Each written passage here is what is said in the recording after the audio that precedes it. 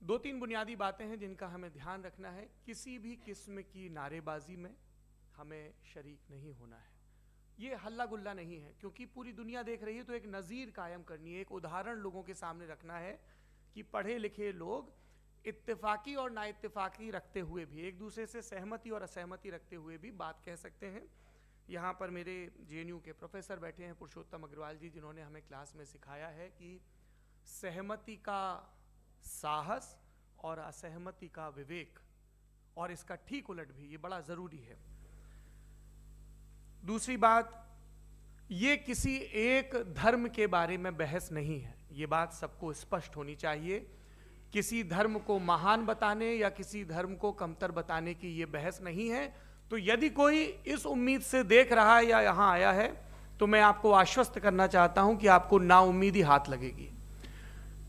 इस बहस में बहुत ज़्यादा धार्मिक प्रतीकों के इस्तेमाल को लेकर भी, ये दोनों लोग जो अभी आपको गंभीर दिख रहे हैं, भले लोग हैं, कल शाम को चाय पर मिले थे, बहुत हंसी मजाक भी इनके बीच हुआ था, और गलबैयाँ डालते हुए एक तस्वीर भी हुई थी।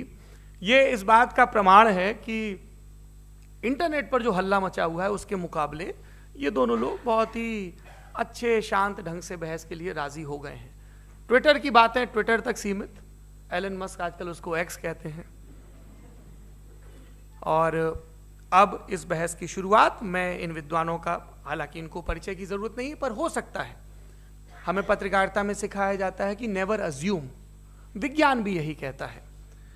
मुफ्ती शमाइल नदवी साहब इस्लामिक विद्वान, शिक्षाविद हैं, कोलकाता के वाहियान फाउंडेशन के संस्थापक हैं, लखनऊ की प्रतिष्ठित दारुल उलूम नदवतुल उलमा से ग्रेजुएशन किया है, सोशल मीडिया और सार्वजनिक मंचों पर अध्यापन और बौद्धिक कामों में सक्रिय हैं, और इस समय इंटरनेशनल इस्लामिक यूनिवर्सिटी मलेशिया से PhD कर रहे हैं। अच्छी बात यह है कि पढ़ाई के साथ साथ ट्रैवल ब्लॉग भी बनाते हैं। पेट्रोनस टावर के सामने का ब्लॉग हमने देखा। हमारे साथ जावेद अख्तर साहब हैं। जावेद अख्तर साहब कवि हैं, शायर हैं, गद्य भी लिखते हैं, फिल्मों के लिए संवाद लिखे हैं, गीत लिखे हैं। इससे इतर ये वैज्ञानिक सोच को लेकर या अपने डिक्लेयर्ड एथिज्म को लेकर भी मुखर रहते हैं और अपने तहीं रैशनैलिटी की बात करते हैं। देवियों और सज्जनों, डज गॉड एग्जिस्ट, इस सवाल का जवाब सब अपने अपने तहीं खोजने की कोशिश कर रहे हैं। कोई इसको गॉड डैम पार्टिकल की खोज बताता है, कोई गॉड पार्टिकल की खोज बताता है, कोई हिग्स बोसान की खोज बताता है, कोई ये सवाल जवाब तलाशने की कोशिश करता है कि मास एग्जिस्टेंस में आखिर आया कैसे, हुआ क्या था, सृष्टि के पहले, समय के पहले क्या था। और कोई ये कहता है कि ये सारी खोजें जिस मस्तिष्क में हो रही हैं प्रकृति के क्रम में, वो कैसे विकसित हुआ। मैं उम्मीद करता हूं कि हम आज इन बुनियादी सवालों के कुछ जवाब हासिल करने में कामयाब हूं। मैं सबसे पहले मंच पर आमंत्रित कर रहा हूं मुफ्ती शमाइल नदवी साहब को। आइए सर जी।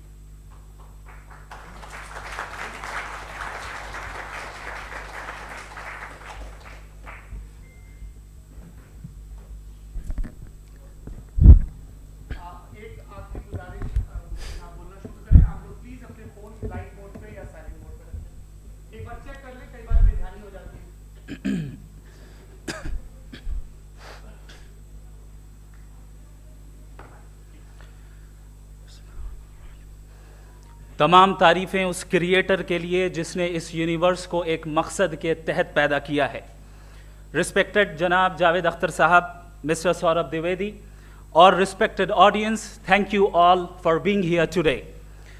आज की डिबेट में चूंकि हम बात करने वाले हैं डज गॉड एग्जिस्ट के टॉपिक पर, तो ये एक ऐसा टॉपिक है जिसके मुताल्लिक कोई भी डिसीजन लेने के लिए अलग अलग स्टैंडर्ड्स हो सकते हैं। लिहाजा डिबेट के शुरू में ये ज़रूरी है कि हम ये जान लें कि आज के इस टॉपिक में कौन सा स्टैंडर्ड सही होगा और कौन सा गलत होगा। सबसे पहला स्टैंडर्ड जिसे मैं समझता हूँ कि हमारे रिस्पेक्टेड जनाब जावेद अख्तर साहब बड़ी तेज़ी के साथ उसकी तरफ लपकेंगे, वो है साइंस। जबकि साइंस दर हकीकत खुदा के एग्जिस्टेंस को डायरेक्टली साबित करने या उसके एग्जिस्टेंस को डिनाई करने के लिए स्टैंडर्ड नहीं बन सकती। और उसकी वजह क्या है, ये मैं नहीं कह रहा, ये वो लोग कह रहे हैं जो साइंस के एक्सपर्ट्स हैं। नेशनल एकेडमी ऑफ साइंस कहती है science doesn't have the processes to prove और disprove the existence of God. Why? क्योंकि साइंस का ताल्लुक एम्पेरिकल एविडेंस से है और एम्पेरिकल एविडेंसेस का ताल्लुक हमारे नेचुरल और फिजिकल वर्ल्ड से है, जबकि गॉड नॉन फिजिकल और सुपर नेचुरल रियलिटी है। लिहाजा नॉन फिजिकल रियलिटी को आप उस टूल के साथ नहीं चेक कर सकते जिसका काम फिजिकल रियलिटी को तलाश करना है। लिहाजा आज इस डिबेट में गॉड की एग्जिस्टेंस को साबित करने या उसे डिनाई करने में साइंटिफिक एविडेंस को एक्सेप्ट नहीं किया जाएगा। दूसरा स्टैंडर्ड हो सकता है रेविलेशन, कि रेविलेशन के जरिए हम यह साबित करें कि गॉड एग्जिस्ट करता है या नहीं। लेकिन यह स्टैंडर्ड भी आज इररेलेवेंट है। क्यों? क्योंकि रेविलेशन मेरे नजदीक सोर्स ऑफ नॉलेज है, वैलिड सोर्स ऑफ नॉलेज है, लेकिन हमारे जावेद अख्तर साहब के नजदीक ये वैलिड सोर्स ऑफ नॉलेज नहीं है। लिहाजा आज की डिबेट में मैं एक भी एविडेंस किसी भी मजहबी स्क्रिप्चर से नहीं दूंगा ताकि जावेद अख्तर साहब के लिए वो अनएक्सेप्टेबल ना हो। तीसरा जो मेयार हो सकता है वो है ऑब्जर्वेशन, कि भाई कोई कहे कि हमें खुदा दिखाओ, अगर है तो दिखाओ, या ये कि खुदा के एग्जिस्टेंस पर एम्पेरिकल एविडेंस दो, तो ये है दर हकीकत गलत टूल का इस्तेमाल करना। ये ऐसा ही है कि जावेद साहब मुझसे ये मुतालबा करें कि मुफ्ती साहब आप मेटल डिटेक्टर के जरिए प्लास्टिक डिटेक्ट करके दिखाएं। अब चूंकि प्लास्टिक डिटेक्ट नहीं हो पा रही है लिहाजा plastic does not exist. No, you are using the wrong tool. इस टूल से प्लास्टिक को डिटेक्ट नहीं किया जाता। लिहाजा मैं समझता हूं कि गॉड के एग्जिस्टेंस पर एम्पेरिकल एविडेंस का मुतालबा करना एक बचकाना मुतालबा है और हमारे रिस्पेक्टेड जनाब जावेद अख्तर साहब इस स्टेज से अब बहुत आगे निकल चुके हैं। अब बचता है एक ही स्टैंडर्ड, और वो स्टैंडर्ड है अक्ल, लॉजिक, रीजनिंग। और यही वो स्टैंडर्ड है जिसके तहत गॉड की एग्जिस्टेंस को साबित किया जाएगा या गॉड की एग्जिस्टेंस को डिनाई किया जाएगा। लेकिन चूंकि ये बहुत इंपॉर्टेंट और सेंसिटिव टॉपिक है, इसलिए लॉजिकल आर्ग्यूमेंट भी ऐसा होना चाहिए जो डेफिनेटिव हो, इनडेफिनेटिव ना हो, जो 2 और 2 4 की तरह बिल्कुल वाजे हो, जिसे लॉजिकली रिजेक्ट करना पॉसिबल नहीं हो। फॉर एग्जाम्पल हम कहें हमारे रिस्पेक्टेड मिस्टर सौरभ साहब, ये एक इंसान है और तमाम इंसान कॉन्शियस बीइंग है, लिहाजा नतीजा क्या निकला? हमारे सौरभ साहब भी कॉन्शियस बीइंग है। क्या ये इनडेफिनेट आर्ग्यूमेंट है या डेफिनेट आर्ग्यूमेंट है? ये डेफिनेट आर्ग्यूमेंट है। ये 2 और 2 की तरह वाजे है, इसमें किसी तरह जो है लॉजिकली इसको रिजेक्ट नहीं किया जा सकता। तो अगर आज हमारे जावेद अख्तर साहब ऐसी कोई अकली दलील और लॉजिकल एविडेंस दें खुदा के ना होने पर जो डेफिनेट भी हो, तो मैं ये ऐलान करता हूं कि यकीनन मैं उस एविडेंस को कबूल करूंगा और उस पर गौर करूंगा। लेकिन साथ में यह भी ऐलान कर देता हूं प्रेडिक्शन के तौर पर कि ऐसा कोई डेफिनेट आर्ग्यूमेंट कोई नहीं पेश कर सकता।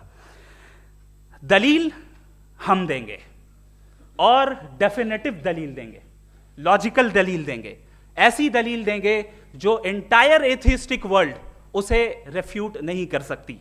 चलें अब हम एक एग्जाम्पल सोचते हैं, एक सिनेरियो, सिंपल सिनेरियो, तमाम ऑडियंस से गुजारिश है, हम और आप एक आइसोलेटेड आइलैंड पर हैं, ऐसा आइलैंड जहां पे हमसे पहले कोई कभी नहीं गया। चलते चलते आपके सामने अचानक आपने देखा एक पिंक कलर की बॉल पड़ी हुई है। सबसे पहला सवाल आपके जहन में क्या आएगा कि ये बॉल यहां क्यों आई, कैसे आई, ये पिंक कलर की ही क्यों है, कोई और कलर भी हो सकता था, ये इसी शेप में क्यों है, कोई और शेप भी हो सकता था। नेचुरली आप इस तरफ पहुंचेंगे कि कोई ना कोई है जिसने इन स्पेसिफिक प्रॉपर्टीज के साथ इस बॉल को बनाया है और यहां पे रखा है।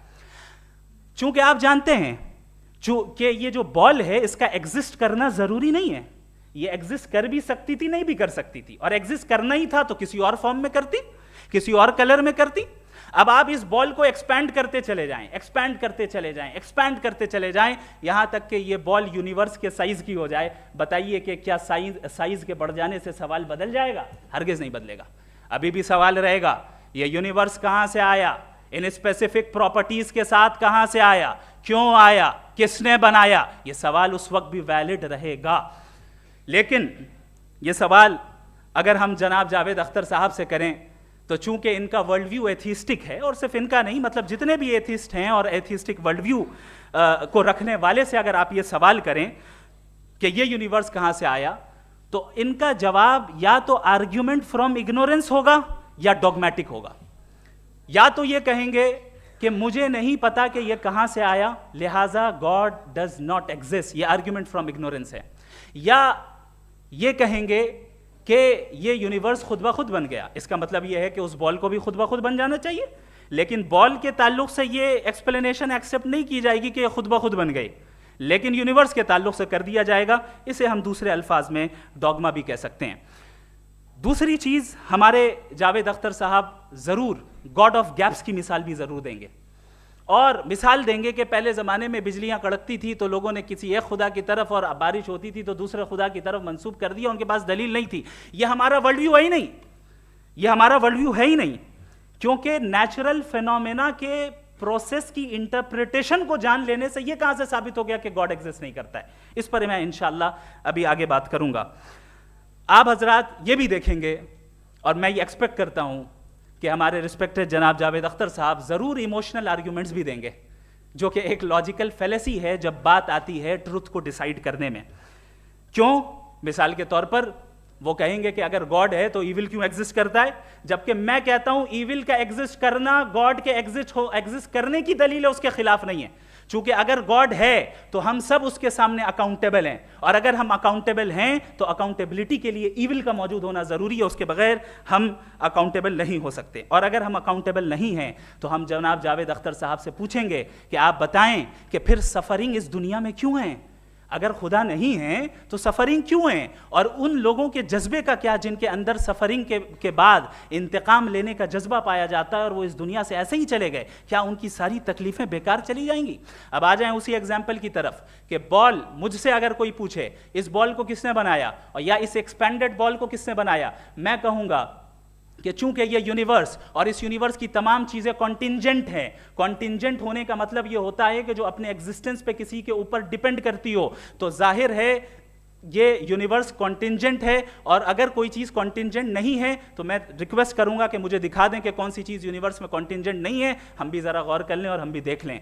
और जब कॉन्टिंजेंट चीजें मौजूद हैं तो फिलोसोफर्स की इस्तिलाह के मुताबिक, हम उस टर्मिनोलॉजी के मुताबिक हम उस जगह तक पहुंचते हैं और उस हस्ती तक पहुंचते हैं जिसे नेसेसरी बीइंग कहा जाता है, कि ये वो नेसेसरी बीइंग है जिसका मौजूद ना होना नामुमकिन हो। चूंकि अगर ये मौजूद ना हो तो सारी चीजें एग्जिस्टेंस में आएंगी ही नहीं, और ये सारी कॉन्टिंजेंट चीजें उसी के ऊपर डिपेंड करती हैं। अब अगर आप ये सवाल करते हैं कि फिर उस हस्ती को किसने बनाया, फिर उसका कॉज क्या है, फिर उसका कॉज क्या है, फिर उसका कॉज क्या है, और एंडलेसली चले जाएं, इसे हम कहते हैं इन्फिनिट रिग्रेस ऑफ कॉजेज, जो कि लॉजिकल फेलेसी है। कॉन्सेप्चुअली इन्फिनिटी पॉसिबल है। मिसाल के तौर पे न्यूमेरिकल्स 1 2 3 गिनते चले जाएं, इन्फिनिट नंबर्स हैं। मैं कॉन्सेप्चुअली बात नहीं कर रहा, प्रैक्टिकली रियलिटी में साबित करके दिखाएं कि infinite regress of causes possible हैं या नहीं।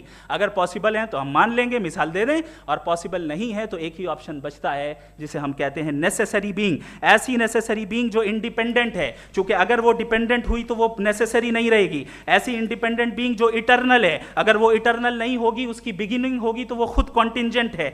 ऐसी बीइंग जो पावरफुल है, क्योंकि कॉन्टिंजेंट को एक्चुअलाइज करने के लिए पावर चाहिए। ऐसी बीइंग जो इंटेलिजेंट है और नॉलेजेबल है, क्योंकि ये यूनिवर्स स्पेसिफिक फॉर्म और स्पेसिफिक लॉज ऑफ नेचर के तहत प्रिसाइजली चल रहा है। Thank you. थैंक यू मुफ्ती साहब। मैं इन दलीलों के बाद जावेद अख्तर साहब से गुजारिश करूंगा, आप बैठ के बोलना चाहेंगे या बाहर? जी।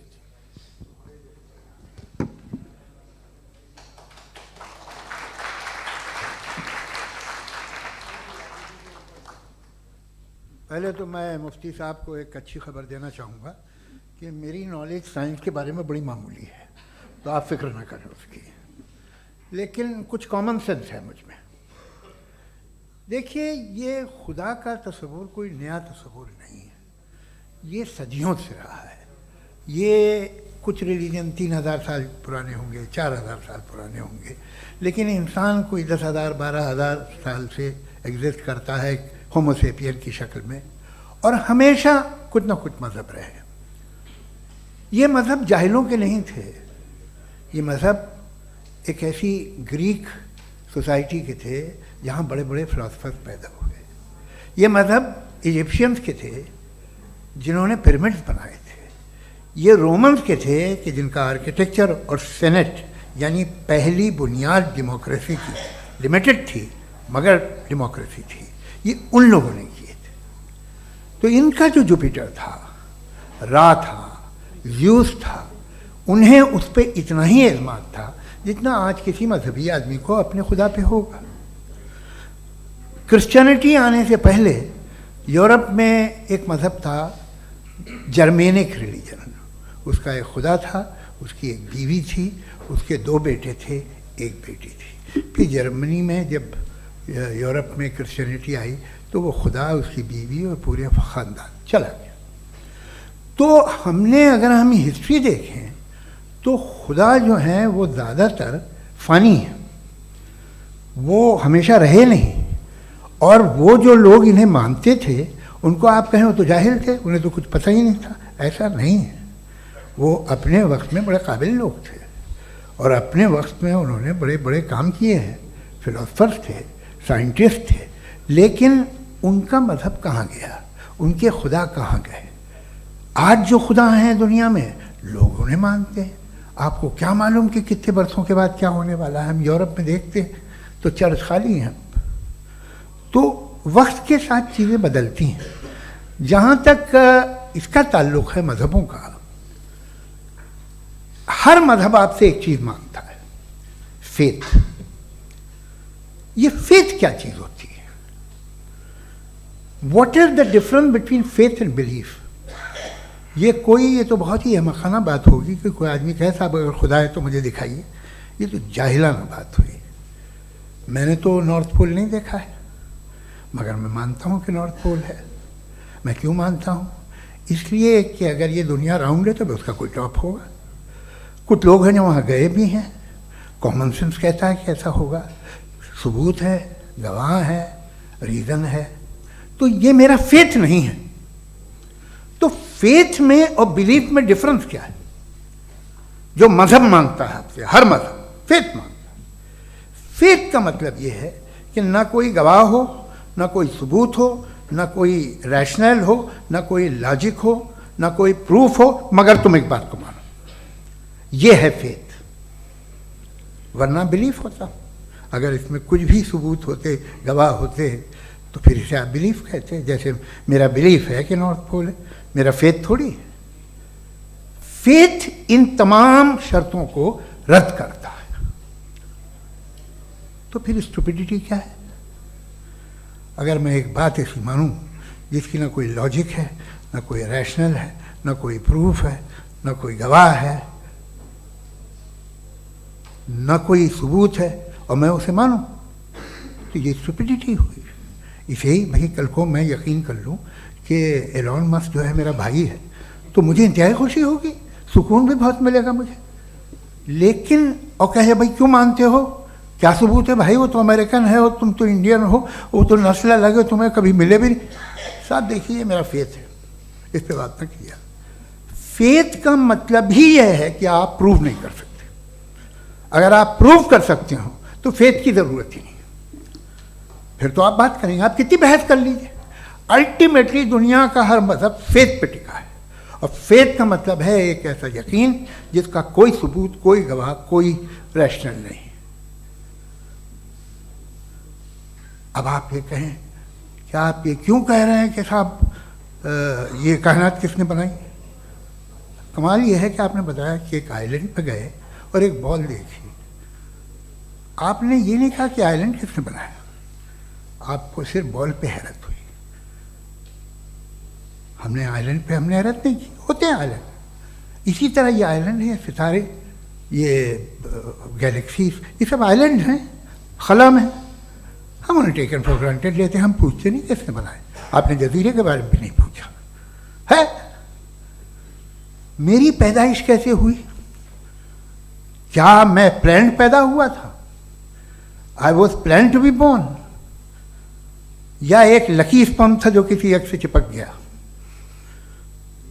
मेरी पैदाइश रैंडम। और इंसाफ जिसे आप कहते हैं, इंसाफ का तो नेचर से कोई वास्ता ही नहीं है। जो आप कहते हैं कि एक दिन इंसाफ मिलेगा, इंसाफ is a human concept, nature में कोई इंसाफ नहीं। अगर शेर हिरन को खा जाता है तो उसे कोई सजा नहीं मिलती। अगर एक आंधी आती है और हरे भरे पेड़ों को उखाड़ के फेंक देती है तो आंधियों की जेल नहीं होती है। नेचर में इंसाफ नहीं, इसलिए मुझे नेचर को इंसाफ की जरूरत भी नहीं। नेचर तमाम एक है। अब हम कहें कि साहब ये देखिए जो मैंने खाना खाया था ये मेरी आँख तो नहीं यूँ कर दिया उसे तो इसे सज़ा मिलनी नहीं, वो सिस्टम है, ऐसे ही चल रहा है। नेचर बगैर इंसाफ के है। इंसाफ इज अ ह्यूमन कॉन्सेप्ट। तो जो आपसे कहता है कि मैं तुम्हें इंसाफ दूंगा वो इंसानी जहन की पैदावार है। ये नेचुरल है ही नहीं, ये आसमानी है ही नहीं। नेचर का तसव्वुर, इंसाफ का तसव्वुर।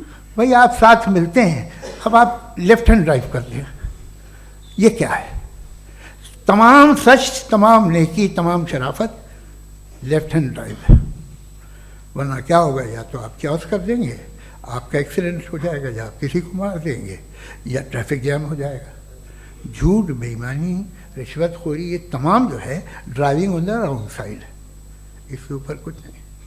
ये तो हमने बनाया, जैसे हमने लेफ्ट हैंड ड्राइव बनाई है। ये कॉन्सेप्ट ऑफ इंसाफ जो है ये हमारा है, इसका नेचर से कोई वास्ता नहीं। शेर खा जाता है हिरन को, उसे जेल होती है क्या? कुछ भी नहीं, है ही नहीं। तो ये जो दुनिया के रिलीजन प्रॉमिस करते हैं आपसे इंसाफ, इसी से मालूम होता है कि ये मैन मेड है। ये तसव्वुर कहीं और का है ही नहीं। जो नेचर है, कुछ लोग कहते हैं नेचर ही खुदा है, तो नेचर में तो इंसाफ नहीं कहीं। और आप वादा कर रहे हैं कि तुम्हें मरने के बाद इंसाफ मिलेगा। मुझे अगर मिलेगा तो मैं बहुत खुश हूँगा, लेकिन मैं यकीन नहीं कर पाता हूँ, इसलिए कि मैं फेथ नहीं पैदा कर सकता। The very fact that religions demand faith, इसका मतलब है कि उनके पास जस्टिफिकेशन नहीं है। अच्छा साहब, फिर रिलीजन अगर मॉडरेशन में है, कोई सा भी नहीं, वो आप में कुछ खूबियाँ भी पैदा करता होगा, देखिए उससे ये फ़ायदा है, वो फ़ायदा है। अल्कोहल जो है वो ज़्यादातर दवाओं में यूज़ होती है, और एक सर्वे किया गया था अमेरिका में कि लॉन्जिटिविटी किन लोगों की है। तो एक तरफ वो लोग थे जो शराब पीते ही नहीं थे, और एक तरफ वो थे जो एक बोतल शराब रोज़ पीते थे। सबसे ज़्यादा लंबी उम्र उनकी है जो 2 पैक नाप के शराब पीते हैं और खाना खाते हैं। मगर हम शराब को बुरा समझते हैं, मैं भी बुरा समझता हूँ। क्यों? ऐसा होता नहीं। कुछ चीज़ों में आदत होती है कि वो बढ़ती है। आज तक में एक आदमी दूध पीता है, आप 10 साल बाद भी मिलेंगे तो एक ही गिलास पीता होगा। ऐसा नहीं होता, सुबह से दूध पीता रहता है। मिल्कोहलिक मैंने नहीं देखे, अल्कोहलिक होते हैं। ये टेंडेंसी है मजहब की कि वो बढ़ता है, जैसे कैंसर बढ़ता है, जैसे शराब बढ़ती है। कुछ लोग होंगे जो उसे सही तरह से यूज़ करते हैं। मुझे यकीन है कि हमारे मुफ्ती साहब भी उनमें से एक हैं, इनसे बहुत खुशी हुई मुझे इनसे मिलकर। लेकिन कितने लोग हैं कि आज आप देखते हैं दुनिया में जो तबाहियाँ हैं, इनमें कितना हाथ है उन लोगों का जो बिलीवर कहते था मजहब ये नहीं कहता, ना कहता होगा, मगर जब ये मजहब पीते हैं तो ऐसे बिहेव करते हैं। थोड़ा सा अगर हो तो शायद बहुत अच्छी बात, लेकिन शराब थोड़ी सी नहीं रहती, उसमें टेंडेंसी है पहले। थोड़ा सा अगर 2-3 कैंसर के सेल हो ना बॉडी में तो आदमी स्लिम रहेगा, लेकिन वो 2-3 सेल नहीं रहते, वो मल्टीप्लाई होते हैं। जावेद साहब, टाइम पूरा हो गया। टाइम हो गया तो बस बात खत्म हो गई। अच्छा, मुझे कुछ और कहने को था भी नहीं। जी, मैं पहले जवाबी दौर के लिए इनवाइट कर रहा हूं मुफ्ती साहब को। Your rebuttal round 1, you have 7 minutes.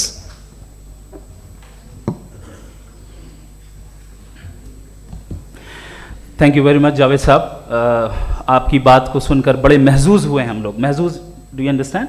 We enjoyed. Okay, अब थोड़ा सा लॉजिकली उसको हम लोग देखते हैं। दरअसल हम लोगों ने कल गुजारिश की थी मुफ्ती साहब से भी, जावेद साहब से भी, कि हिंदुस्तानी ज़बान आम फहम सबको समझ में आ जाए, और जहाँ कहीं आप मुश्किल शब्द इस्तेमाल करें वहाँ बताते भी चलें। Thank you. तो सबसे पहले हमारे रिस्पेक्टेड जावेद साहब ने हवाला दिया कि खुदा फ़ानी है, कितने मजहब आगे चले गए, किसी ने जुपिटर को खुदा माना, किसी ने किसी को माना। मैं कहता हूं जिसने कॉन्टिंजेंट चीज को खुदा माना, गलत माना, वो खुदा ही नहीं, वो खुदा ही नहीं है। हम तो नेसेसरी बीइंग को साबित करने बैठे हैं, वो नेसेसरी कॉज जो इटरनल है, जो अबदी भी है और अजली भी है, हम किसी और को साबित करने नहीं बैठे। दूसरी चीज उन्होंने कहा कि फेथ एंड बिलीफ, ये एक ऐसी डेफिनेशन है फेथ की जो इन्होंने पहली मर्तबा पेश की है, या माफ कीजिएगा इन्होंने पहली मर्तबा पेश नहीं की है, रिचर्ड डॉकिंस ने पहली मर्तबा पेश की है। मुझे मालूम है ये सोर्स कहां से है। एपिस्टेमोलॉजिकली फेथ और बिलीफ का फर्क आप इस तरह नहीं कर सकते सर। फेथ सही भी होता है, गलत भी होता है, बिलीफ सही भी होता है, गलत भी होता है। जो लॉजिक, रीजन और एविडेंस से बैक्ड होगा वो फेथ सही होगा। और आप जिस फेथ की बात कर रहे हैं कि इलॉजिकल है और उसके पीछे नहीं है, तो we are on the same page.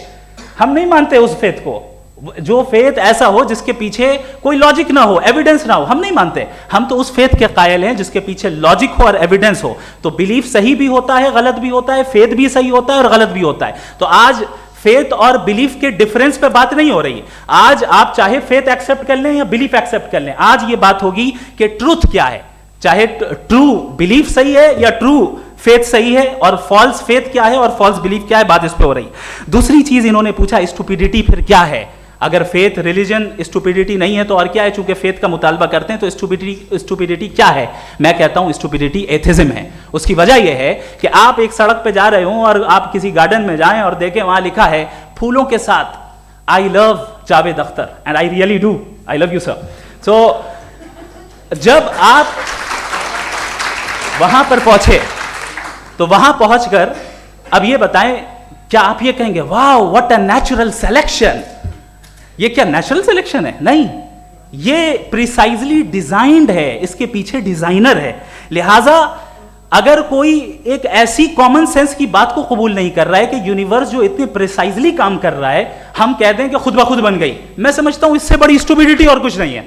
ये इर्रेशनल चीज है। फिर हमारे सर ने कहा कि आपने बॉल पे फोकस किया, आइलैंड पे फोकस नहीं किया। अरे आइलैंड को किसने बनाया यही समझाने के लिए तो बॉल की मिसाल दे रहा हूं। और बॉल भी कॉन्टिंजेंट है, आइलैंड भी कॉन्टिंजेंट है, दोनों नेसेसरी बीइंग का मुतालबा करते हैं। आगे इन्होंने कहा कि नेचर में कोई इंसाफ नहीं है। हम डिसाइड करते हैं कि मोरालिटी क्या होती है, इंसाफ क्या होता है। हम डिसाइड करते हैं, जैसे ड्राइविंग सीट में ट्रैफिक वाला, ये तो किसी खुदा ने नहीं कहा, यह है, इसे कहते हैं फॉल्स इक्विवेलेंस। ये एक लॉजिकल फेलेसी है।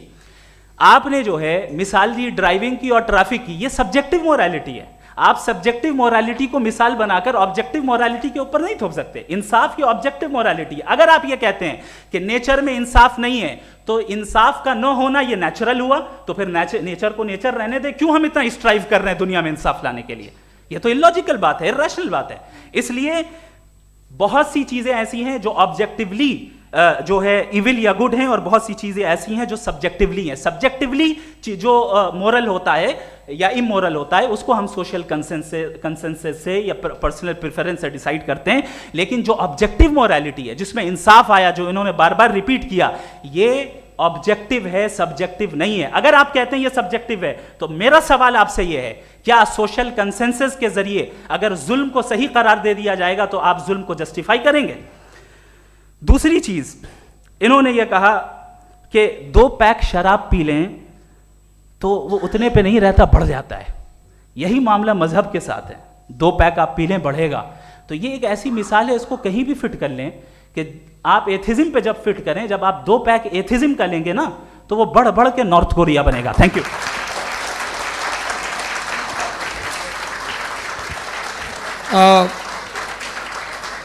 फर्स्ट राउंड के रिबटल के लिए मैं जावेद साहब को इनवाइट कर रहा हूं। आपके पास 7 मिनट का वक्त है, रीसेट कर दीजिएगा प्लीज। मुझे इस बात की खुशी है कि मुफ्ती साहब ने भी मान लिया कि नेचर में कोई इंसाफ नहीं है। तो कोई भी चीज़ जो इंसान ने नहीं बनाई है उसमें इंसाफ नहीं होता है। एक बात मैं आपसे अर्ज़ करूँ, ज़रा पता लगा लीजिएगा, ये जो आप बाग में जाते हैं बेहद खूबसूरत फूल देखते हैं ना, इनमें से कोई नेचुरल नहीं है।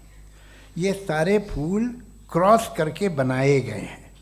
जो जंगल में फूल होते हैं नहायत मामूली होते हैं।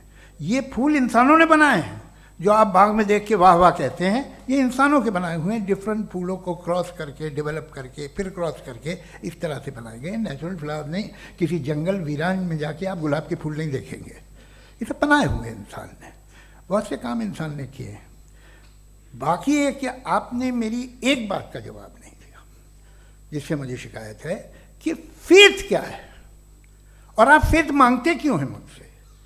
आप तो लॉजिकल हैं, आपके पास तो सारे रैशनल्स हैं, आपके पास सारे सबूत हैं, तो आपको फेथ की डिमांड क्यों करते हैं कि भाई तुम सरेंडर कर दो और सवाल मत करो?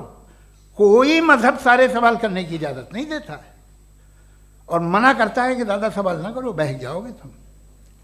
आप क्यों रोकते हैं? हकीकत यह है कि इंसानी तारीख क्या है। इंसानी तारीख ये है कि दुनिया में दो तरह के लोग हुए हैं। एक वो जिन्होंने अपनी लाइल्मी की परस्तिश की है, दूसरे वो जिन्होंने अपनी इग्नोरेंस या लाइल्मी से झगड़ा किया है और मालूम किया है कि क्या है। ये जो आप कह रहे हैं, आज आप हैरान हैं कि भाई ये यूनिवर्स कैसे बनी। लोग हैरान थे कि सूरज डूबता है तो इधर से कैसे निकलता, और आप एक कदम जाके हमेशा का मानने को तैयार है, एक कदम पीछे ही मान जाइए। भाई आप इसके बाद जाते हो, कहते सवाल ना करना कि ये कहाँ से आया, ये पावर तो हमेशा से हमेशा रहेगी। तो आप यूनिवर्स के बारे में मानने में क्या तकलीफ है? एक कदम पहले रुक जाइए, ये हमेशा से थी या नहीं थी हमें मालूम नहीं है। और ये कहना कि हमें मालूम नहीं है, कमाल ये है कि दुनिया के सारे मजहब सब जानते हैं ये दुनिया कैसे बनी थी, कैसे मिटेगी, मरने के बाद क्या होगा, इनको सब इल्म है। इनको किसी को डायनासोर होते थे पहले ये नहीं पता था, किसी को नहीं पता। किसी भी दुनिया की मजहबी किताब में डायनासोर का जिक्र नहीं है, लेकिन बाकी सब बातें, how to make universe in 4 easy lessons and बाकी सब पता है। जिसको सब पता है वो गड़बड़ है। हम में ये इंकिसार, ये ह्यूमिलिटी होनी चाहिए कि हम ये कहें कि हमें ये बहुत सारी बातें नहीं मालूम, लेकिन हम उनकी परस्तिश न करें, अपनी लाइल्मी को की परस्तिश न करें, हम उसे पता लगाने की कोशिश करें। जिस दुनिया में आप बैठे हैं सर, ये हॉल जो है, ये इलेक्ट्रिसिटी जो है, ये माइक जो है, जिस हवाई जहाज से आप आए थे, वो जिस कार से आप यहाँ आए हैं, ये सब उन लोगों की बनाई हुई है जिन्होंने सवाल किए थे। ये दुनिया जिसमें आप आज आराम से हैं, ये उन लोगों की बनाई है कि जिन्होंने सवाल किए थे, और हर स्टेज पे इन सवालों को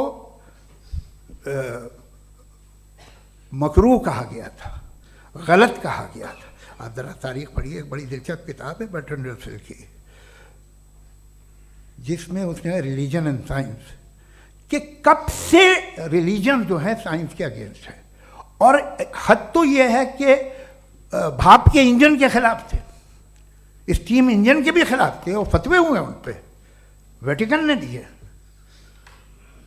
तो ये हमेशा, अभी जैसे ही ये राइट विंगर आते हैं अमेरिका में पावर में, तो वो जो अपना ये क्या बोलते हैं उसे, सीड क्या बोलते हैं, सीड क्या जो, हाँ नहीं सीड जो होते हैं जिन पे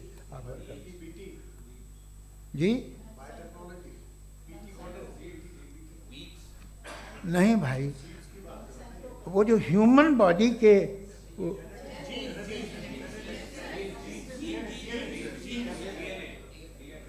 उस पर रिसर्च बंद हो जाती है, रिपब्लिकन नहीं करने देते।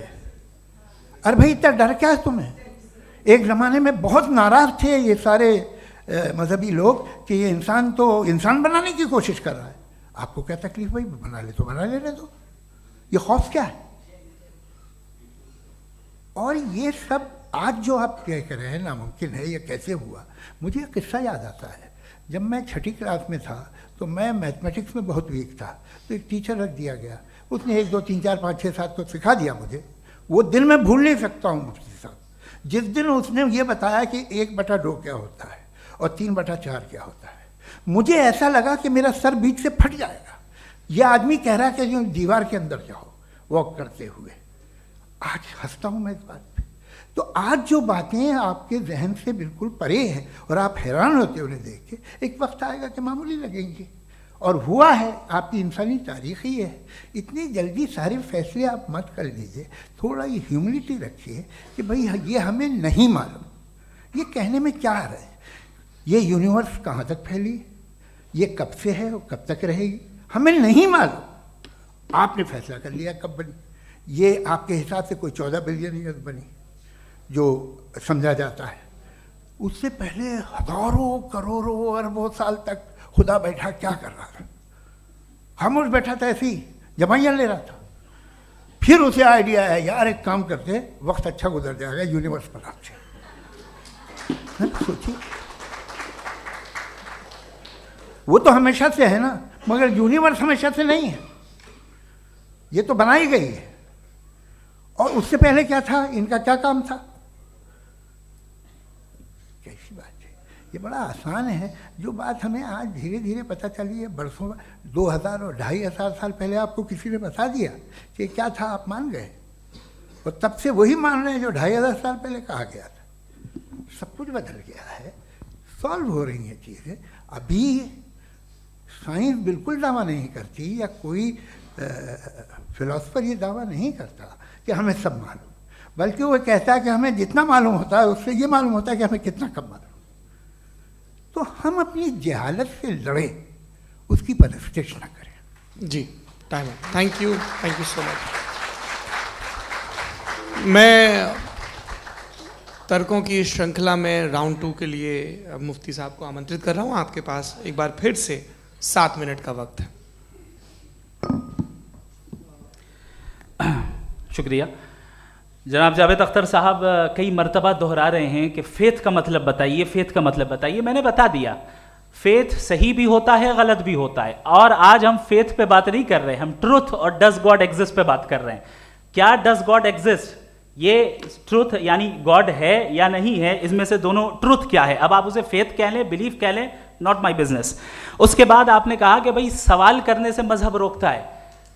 मैं कहता हूं जो रोकता है वो रोकता होगा, मैं नहीं रोकता, बल्कि सवाल करें, सवाल करना चाहिए। सवाल कर करके तो हम आगे बढ़ते हैं, तरक्की करते हैं, और इसीलिए मैं आज यहाँ पे आया हूँ। लेकिन सवाल सिर्फ खुदा से नहीं होगा, आपसे भी होगा। सवाल एथिज्म से भी होगा, सवाल सिर्फ मजहब से नहीं होगा, सबसे होगा। और आज मैं सवाल करूंगा और उम्मीद है कि आप जवाब देंगे। अभी तक आपने वैसे कॉन्टिंजेंसी आर्गुमेंट का कोई जवाब नहीं दिया। चलें, आपने कहा यूनिवर्स के बारे में इटर्नल क्यों नहीं बोल देते। ये चूंकि लॉजिकली पॉसिबल ही नहीं है कि यूनिवर्स इटर्नल हो। यूनिवर्स एक कॉन्टिंजेंट चीज है जो टाइम एंड स्पेस के पाबंद है, टाइम एंड स्पेस से बाउंड है। जो टाइम एंड स्पेस से बाउंड होगा वो कॉन्टिंजेंट होगा, जो कॉन्टिंजेंट होगा वो उसकी बिगिनिंग हुई होगी, जिसकी बिगिनिंग हुई होगी वो इटर्नल नहीं हो सकता। ये तो कॉमन सी बात है। आपने कहा कि किसी मजहबी किताब में डायनासोर का जिक्र नहीं है। अफसोस कि आज तक किसी मैथमेटिक्स के किताब में मुझे डायनासोर का जिक्र नहीं मिला।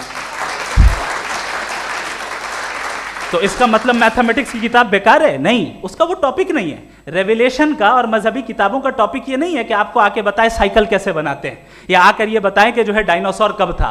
वो तो मोरालिटी सिखाने आया है, गॉड के बारे में बताने आया, नॉन फिजिकल रियलिटी की हकीकत को सिखाने के लिए आया।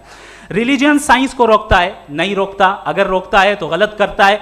रिलीजियन साइंटिज्म को रोकता है, जिसमें हमारे जावेद साहब मुब्तला हैं। साइंस और साइंटिज्म में फर्क है। साइंटिज्म यह है कि आप समझें कि साइंस और साइंटिफिक मेथोडोलॉजी ये नॉलेज को हासिल करने का वाहिद सोर्स ऑफ नॉलेज है। यह है साइंटिज्म। हम इसे रिजेक्ट करते हैं। हम साइंस को तो तरक्की करते हैं, भाई आप हमारी पूरी तारीख कर लें, पढ़ लें तो आपको पता चल जाएगा। बहरहाल ये अलग टॉपिक है। उसके बाद इन्होंने एक लफ्ज़ कहा, वेटिकन ने फतवा दिया। वेटिकन का फतवे से कोई ताल्लुक नहीं है, दोनों कॉन्ट्राडिक्टरी अल्फाज हैं। उसके बाद उन्होंने कहा कि भाई हमें नहीं मालूम। अगर नहीं मालूम तो क्लियरली कह देना कि नहीं मालूम है, इसमें क्या हर्ज है। तो वही तो मैं कह रहा हूं ना कि आप कह दें कि नहीं मालूम, लेकिन क्लेम क्यों कर रहे हैं कि गॉड एग्जिस्ट नहीं कर रहा है।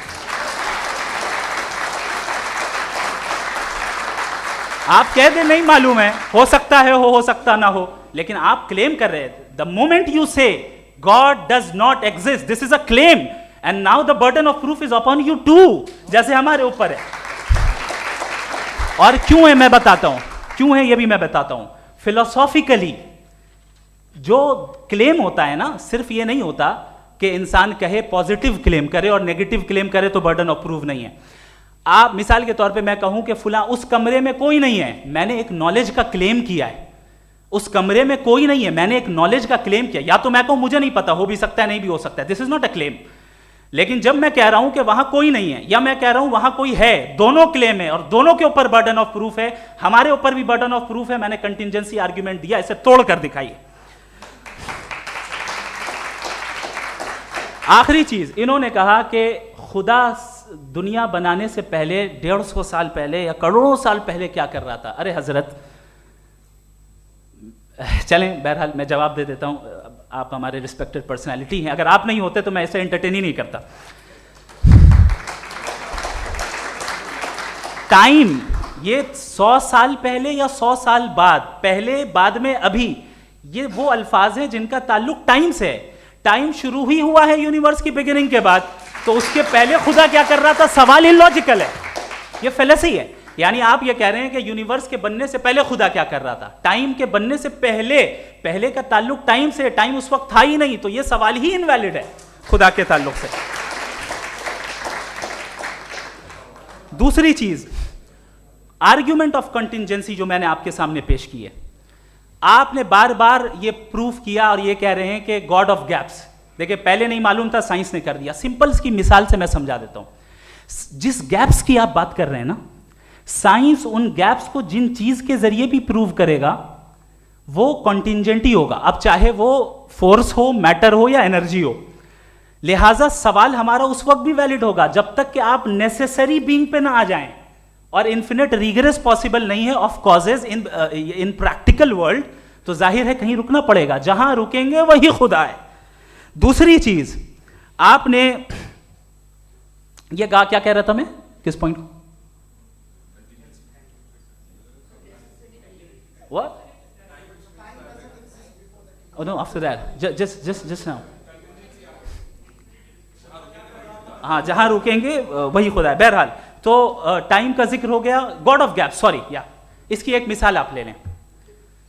एक कार है, एक साहब ने देखा कि भाई कार जो है उसके व्हील्स कितने अच्छे लगे हुए हैं सही जगह पे, स्टीयरिंग जो है कितने अच्छे जगह पे लगी हुई है, और सीट्स कितने वेल डिजाइंड है, कितनी प्रिसाइजली ये कार काम कर रही है, तो जरूर कोई ना कोई इसे क्रिएट किया है, किसी ने क्रिएट किया है। अब जावेद साहब आए और कहे, अरे जनाब बोनेट खोलिए, इसमें इंजन है, इंजन इस कार को चला रहा है, hence prove no one has created the car. This is illogical, this is irrational. आपने इंजन के जरिए उस गैप को तो साबित किया, लेकिन क्या उससे कार की जो क्रिएशन है और उसका जो क्रिएटर है ये इम्पॉसिबल हो जाए? ऐसा पॉसिबल है? उसका सवाल खत्म हो जाए, ऐसा पॉसिबल है? नहीं। आपने गैप्स को फिल करके, कॉन्टिंजेंट चीजों से गैप्स को फिल करके हमारे ऑब्जर्वेशन को और ब्रॉड कर दिया। अब हमें और पता चल गया कि ये जो कार है इसका सिस्टम कितना ज्यादा कॉम्प्लेक्स है। पहले कम समझते थे, अब कॉम्प्लेक्सिटी और ज्यादा वाजे हो गई। अब हमें समझ में आ रहा है कि हमारी सर्टेनिटी और बढ़ गई कि जरूर इस कार को किसी ना किसी ने बनाया। यही मामला यूनिवर्स का है। साइंस हमेशा फिजिकल वर्ल्ड की चीजों को ही फिल करती जाएगी और फिजिकल चीजों से ही करती जाएगी, चूंकि एम्पेरिकल एविडेंस का ताल्लुक फिजिकल वर्ल्ड से है। आप साइंस के जरिए मेटाफिजिकल रियलिटी को कभी साबित नहीं कर सकते। ये रॉन्ग टूल का इस्तेमाल करना है। ये वही काम है कि आप मेटल डिटेक्टर से प्लास्टिक डिटेक्टर करने चलें, जो कि जाहिर है सही नहीं है। Thank you.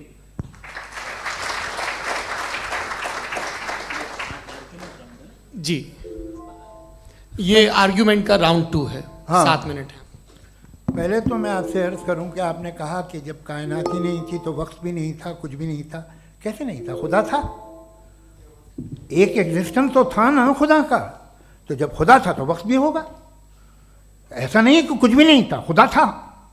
अच्छा, बाकी एक आपने कहा साहब आप साबित कीजिए, आपके पास भी लॉजिक है या मेरे पास भी लॉजिक है। आप मेरा जिम्मेदारी नहीं है साबित करना कि खुदा है।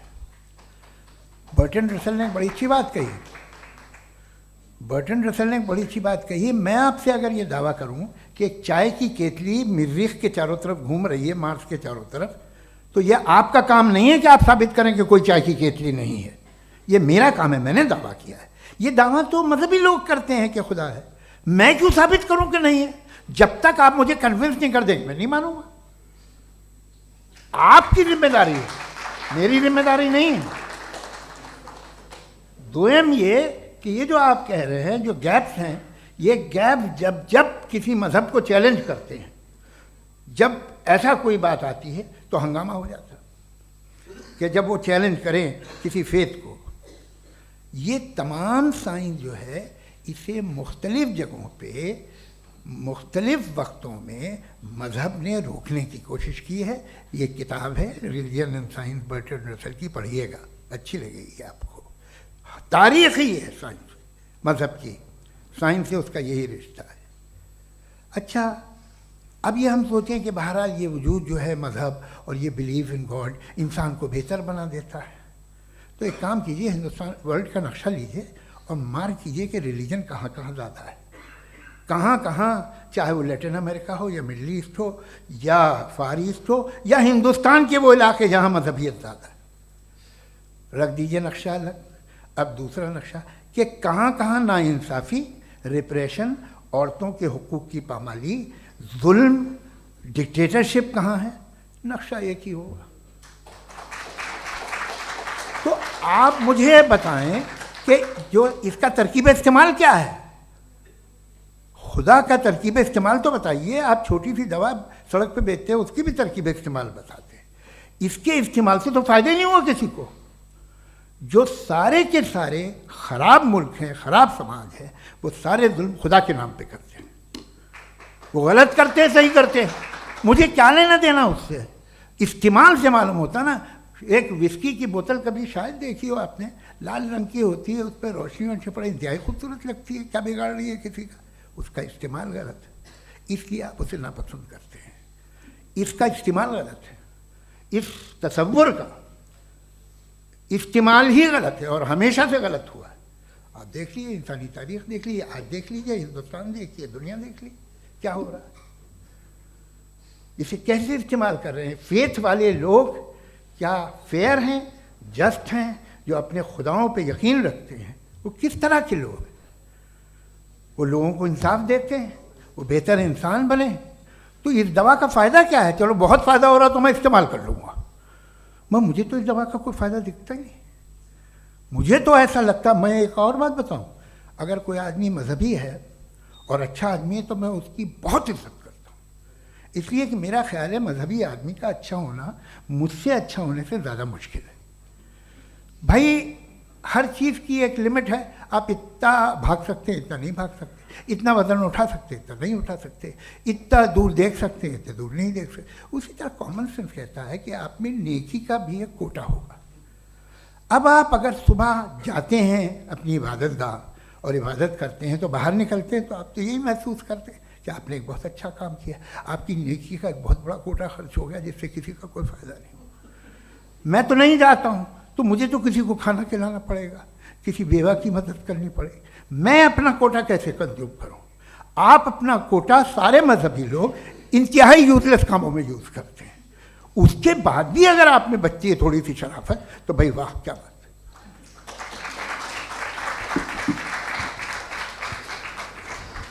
एक तो मुझे ये बात बहुत अच्छी लग रही है कि दोनों ही विद्वान समय को मानते हैं और बहुत समय से अपनी दलीलें और बाज़ दफ़ा समय से पहले अपनी तकरीरें पूरी करके अपनी अपनी कुर्सी पर बैठ रहे हैं। ये इस आर्ग्यूमेंट का राउंड 2 पूरा हुआ। अब रिबटल का राउंड 2 है और उसके बाद क्रॉस एग्जामिनेशन होगा। नहीं, आपका आर्ग्यूमेंट हो गया सर। हमारे यहाँ स्कूल के सिलेबस में पंच परमेश्वर कहानी पढ़ाई जाती है, प्रेमचंद जी की लिखी हुई। आप निश्चिंत रहिए, आपके कोई राउंड में मिस नहीं होने दूंगा। रिबटल का राउंड 2 मुफ्ती शमाइल नदवी साहब।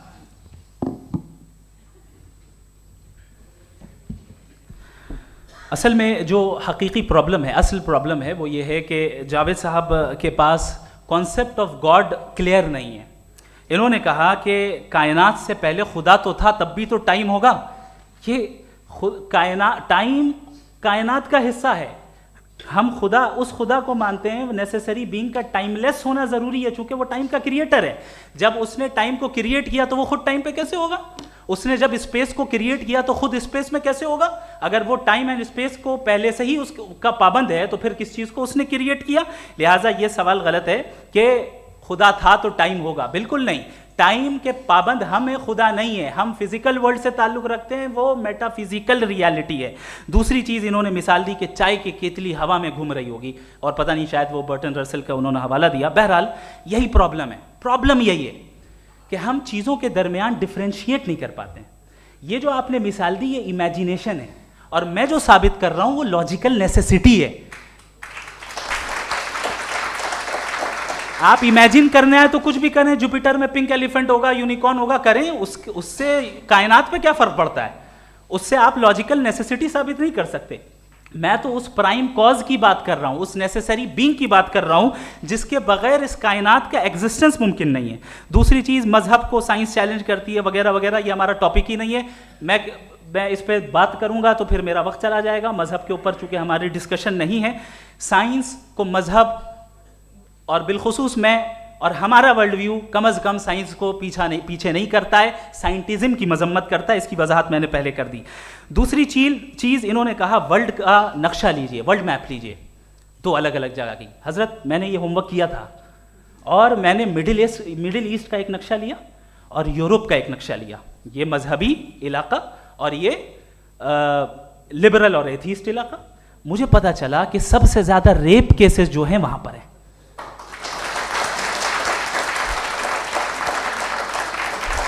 मुझे ये पता चला यूएन की रिपोर्ट के मुताबिक, मैं ये अपने घर से नहीं लेके आ रहा, कि जो वर्किंग वुमेन है यूरोपियन कंट्रीज में, उसमें 81% वुमेन सेक्सुअल हैरेसमेंट का वर्क में शुमार हो रही है। ये मिडिल ईस्ट में नहीं हो रहा है, वो मजहबी लोग हैं इसलिए नहीं हो रहा है। दूसरी चीज आपने ये कहा कि मजहबी आदमी का अच्छा होना हमारे अच्छे होने से बहुत मुश्किल है, बहुत मुश्किल है। तो इसका मतलब यह है कि गॉड के अलावा आपके पास अच्छे और बुरे का कोई स्टैंडर्ड है। मैं चाहूंगा कि कन्वर्सेशनल स्टाइल वाली डिस्कशन और सेगमेंट पे इसी पे बात कर लेते हैं। Thank you very much.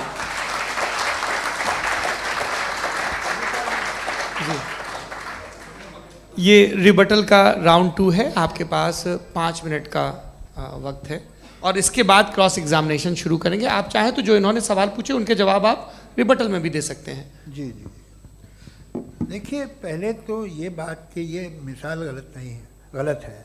इन्होंने पहले ही हमको डिसार्म कर दिया, कह लिया अकल से मामला सॉल्व नहीं हो सकता, लॉजिक से आप पहुंच नहीं सकते। ये एक मेटाफिजिकल चीज़ है। मेटाफिजिकल अजीब सा लफ्ज़ है, ठीक से किसी को माने नहीं मालूम इसके, तो ऐसा लगता है कुछ बड़ी चीज़ है। अरे भाई क्या होता है मेटाफिजिकल, बताओ, खड़ी हो। ये एक लफ्ज़ है जो कहीं भी इस्तेमाल हो जाता है। जब आप एक बात कर रहे हैं और आप मुझसे बहस कर रहे हैं तो मुझे मेटाफिजिकल मत बताइए, आप लॉजिकली मुझे प्रूव किए। और अगर लॉजिकली आप नहीं बात करते साहब ये मेटाफिजिकल है, तो फिर हम आप बात क्या कर रहे हैं? मेरा आपका किस ज़बान में कॉन्वर्सेशन होगा? और ये कहना कि वक्त पहले नहीं था, तो फिर क्यों कहते हैं ये हमेशा से और हमेशा रहेगा? हमेशा वक्त है, तो आप कैसे कहते हैं वो हमेशा से है और हमेशा रहेगा? हमेशा का मतलब है कोई वक्त, अगर वक्त ही नहीं है तो हमेशा कैसे? बाहर वो रहेगा। अब मैं ये देखता हूँ, आपने कहा ना कि वहाँ रेप ज़्यादा होते हैं, तो हम एक बात देखते हैं कि दुनिया जिस पे वो कादर मुतलक है, जिसकी मर्ज़ी के बगैर पत्ता भी नहीं हिलता, ओमनीपोटेंट है, ये दुनिया चल कैसे रही है? और इस दुनिया का हाल क्या है? 45,000 बच्चे जो 10 साल की उम्र से कम थे वो गाजा में मरे। भूख से काला हांडी में बच्चे मरते हैं और डिप्थेरिया से मरते हैं। डिप्थेरिया अजीब मर्ज है, गले में जाली बनना शुरू होती है, बच्चा नीला हो जाता है, गरीब का बच्चा, इसलिए कि उपास इलाज नहीं। ये कादर मुतलक है, जो चाहे कर दे। इससे आप दुआएं मांगते हैं हमारी ये काम कर दे वो कर दे, तो इसका मतलब डे टू डे लाइफ में वो इंटरफेयर करता है और ये देख रहा है वो। अगर वो वाकई भी है फॉर डिस्कशन सेक, तो मैं जब दुनिया देखता हूँ तो मेरे दिल में उसके लिए कोई इज्जत नहीं पैदा होती। ये क्या कर रहे हो तुम पूरे ऑल पावरफुल हो, ओमनीपोटेंट हो, ओमनी प्रेजेंट हो। तुम तो वहाँ गाजा में रहे होगे ना, तुम हर जगह हो। तुम देख रहे थे कि बच्चे की कैसे धज्जियाँ उड़ रही, तुम देख रहे थे, और तुम चाहते हो मैं तुम्हारी परस्तिश करूँगा, तुम हो भी। अरे यार, इसके अच्छे तो हमारे चीफ प्राइम मिनिस्टर हैं, कुछ तो ख्याल करते हैं। कमाल है। आप किसकी इबादत कर रहे हैं? अगर वो है भी, ये दुनिया नाइंसाफी से, जुल्म से, जबर से, तशद्दुद से भरी हुई। और आप ये मत कहिएगा कि वो देख रहा है और वो बताएगा एक दिन। अगर वो देख रहा है और इंटरफेयर नहीं करता तो आप दुआ क्यों मांगते? आप कहते हैं मेरा ये काम करा दे, इसके मतलब है वो दखल दे सकता है, वो आपको नौकरी दिलवा सकता है, भले दूसरे आदमी को न मिले, मगर आपका काम कर देगा चूंकि आपने दुआ मांगी है। तो जब वो आपको नौकरी दिला सकता है, लड़की की शादी कर सकता है, बेटे को ग्रीन कार्ड दिलवा सकता है, तो कम से कम ये जो मर रहे हैं बच्चे, इनको रोक दे, कुछ तो करे।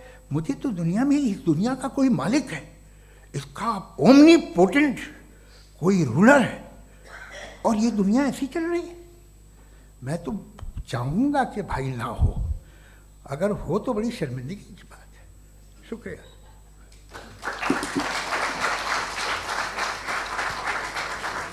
देवियों और सज्जनों, इस बहस के 2 राउंड और 2 रिबटल पूरे हो चुके हैं।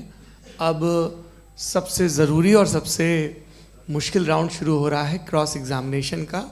अब इन विद्वानों की सज्जनता की एक परख भी होगी, और वक्त हमने 16 मिनट का तय किया है। पहला सवाल आप पूछना चाहेंगे? जी बिल्कुल।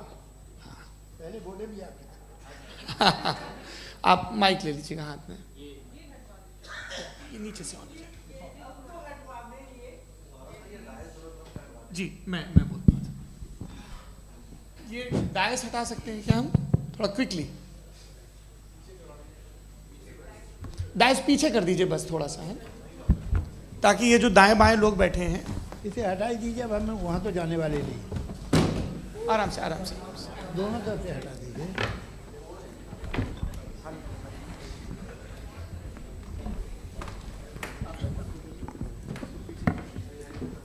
इस बीच आप लोग भी अपने अपने सवाल तैयार कर लें। ये ध्यान रखेंगे कि मैं यहाँ से सवाल लूँगा, आप लोगों को अपना हाथ ऊपर करना है, अपना नाम बताना है और अधिकतम 3 वाक्यों में अपना सवाल पूरा करना है। कई लोग सवाल की जगह भाषण देने लगते हैं, उससे आज बचना है।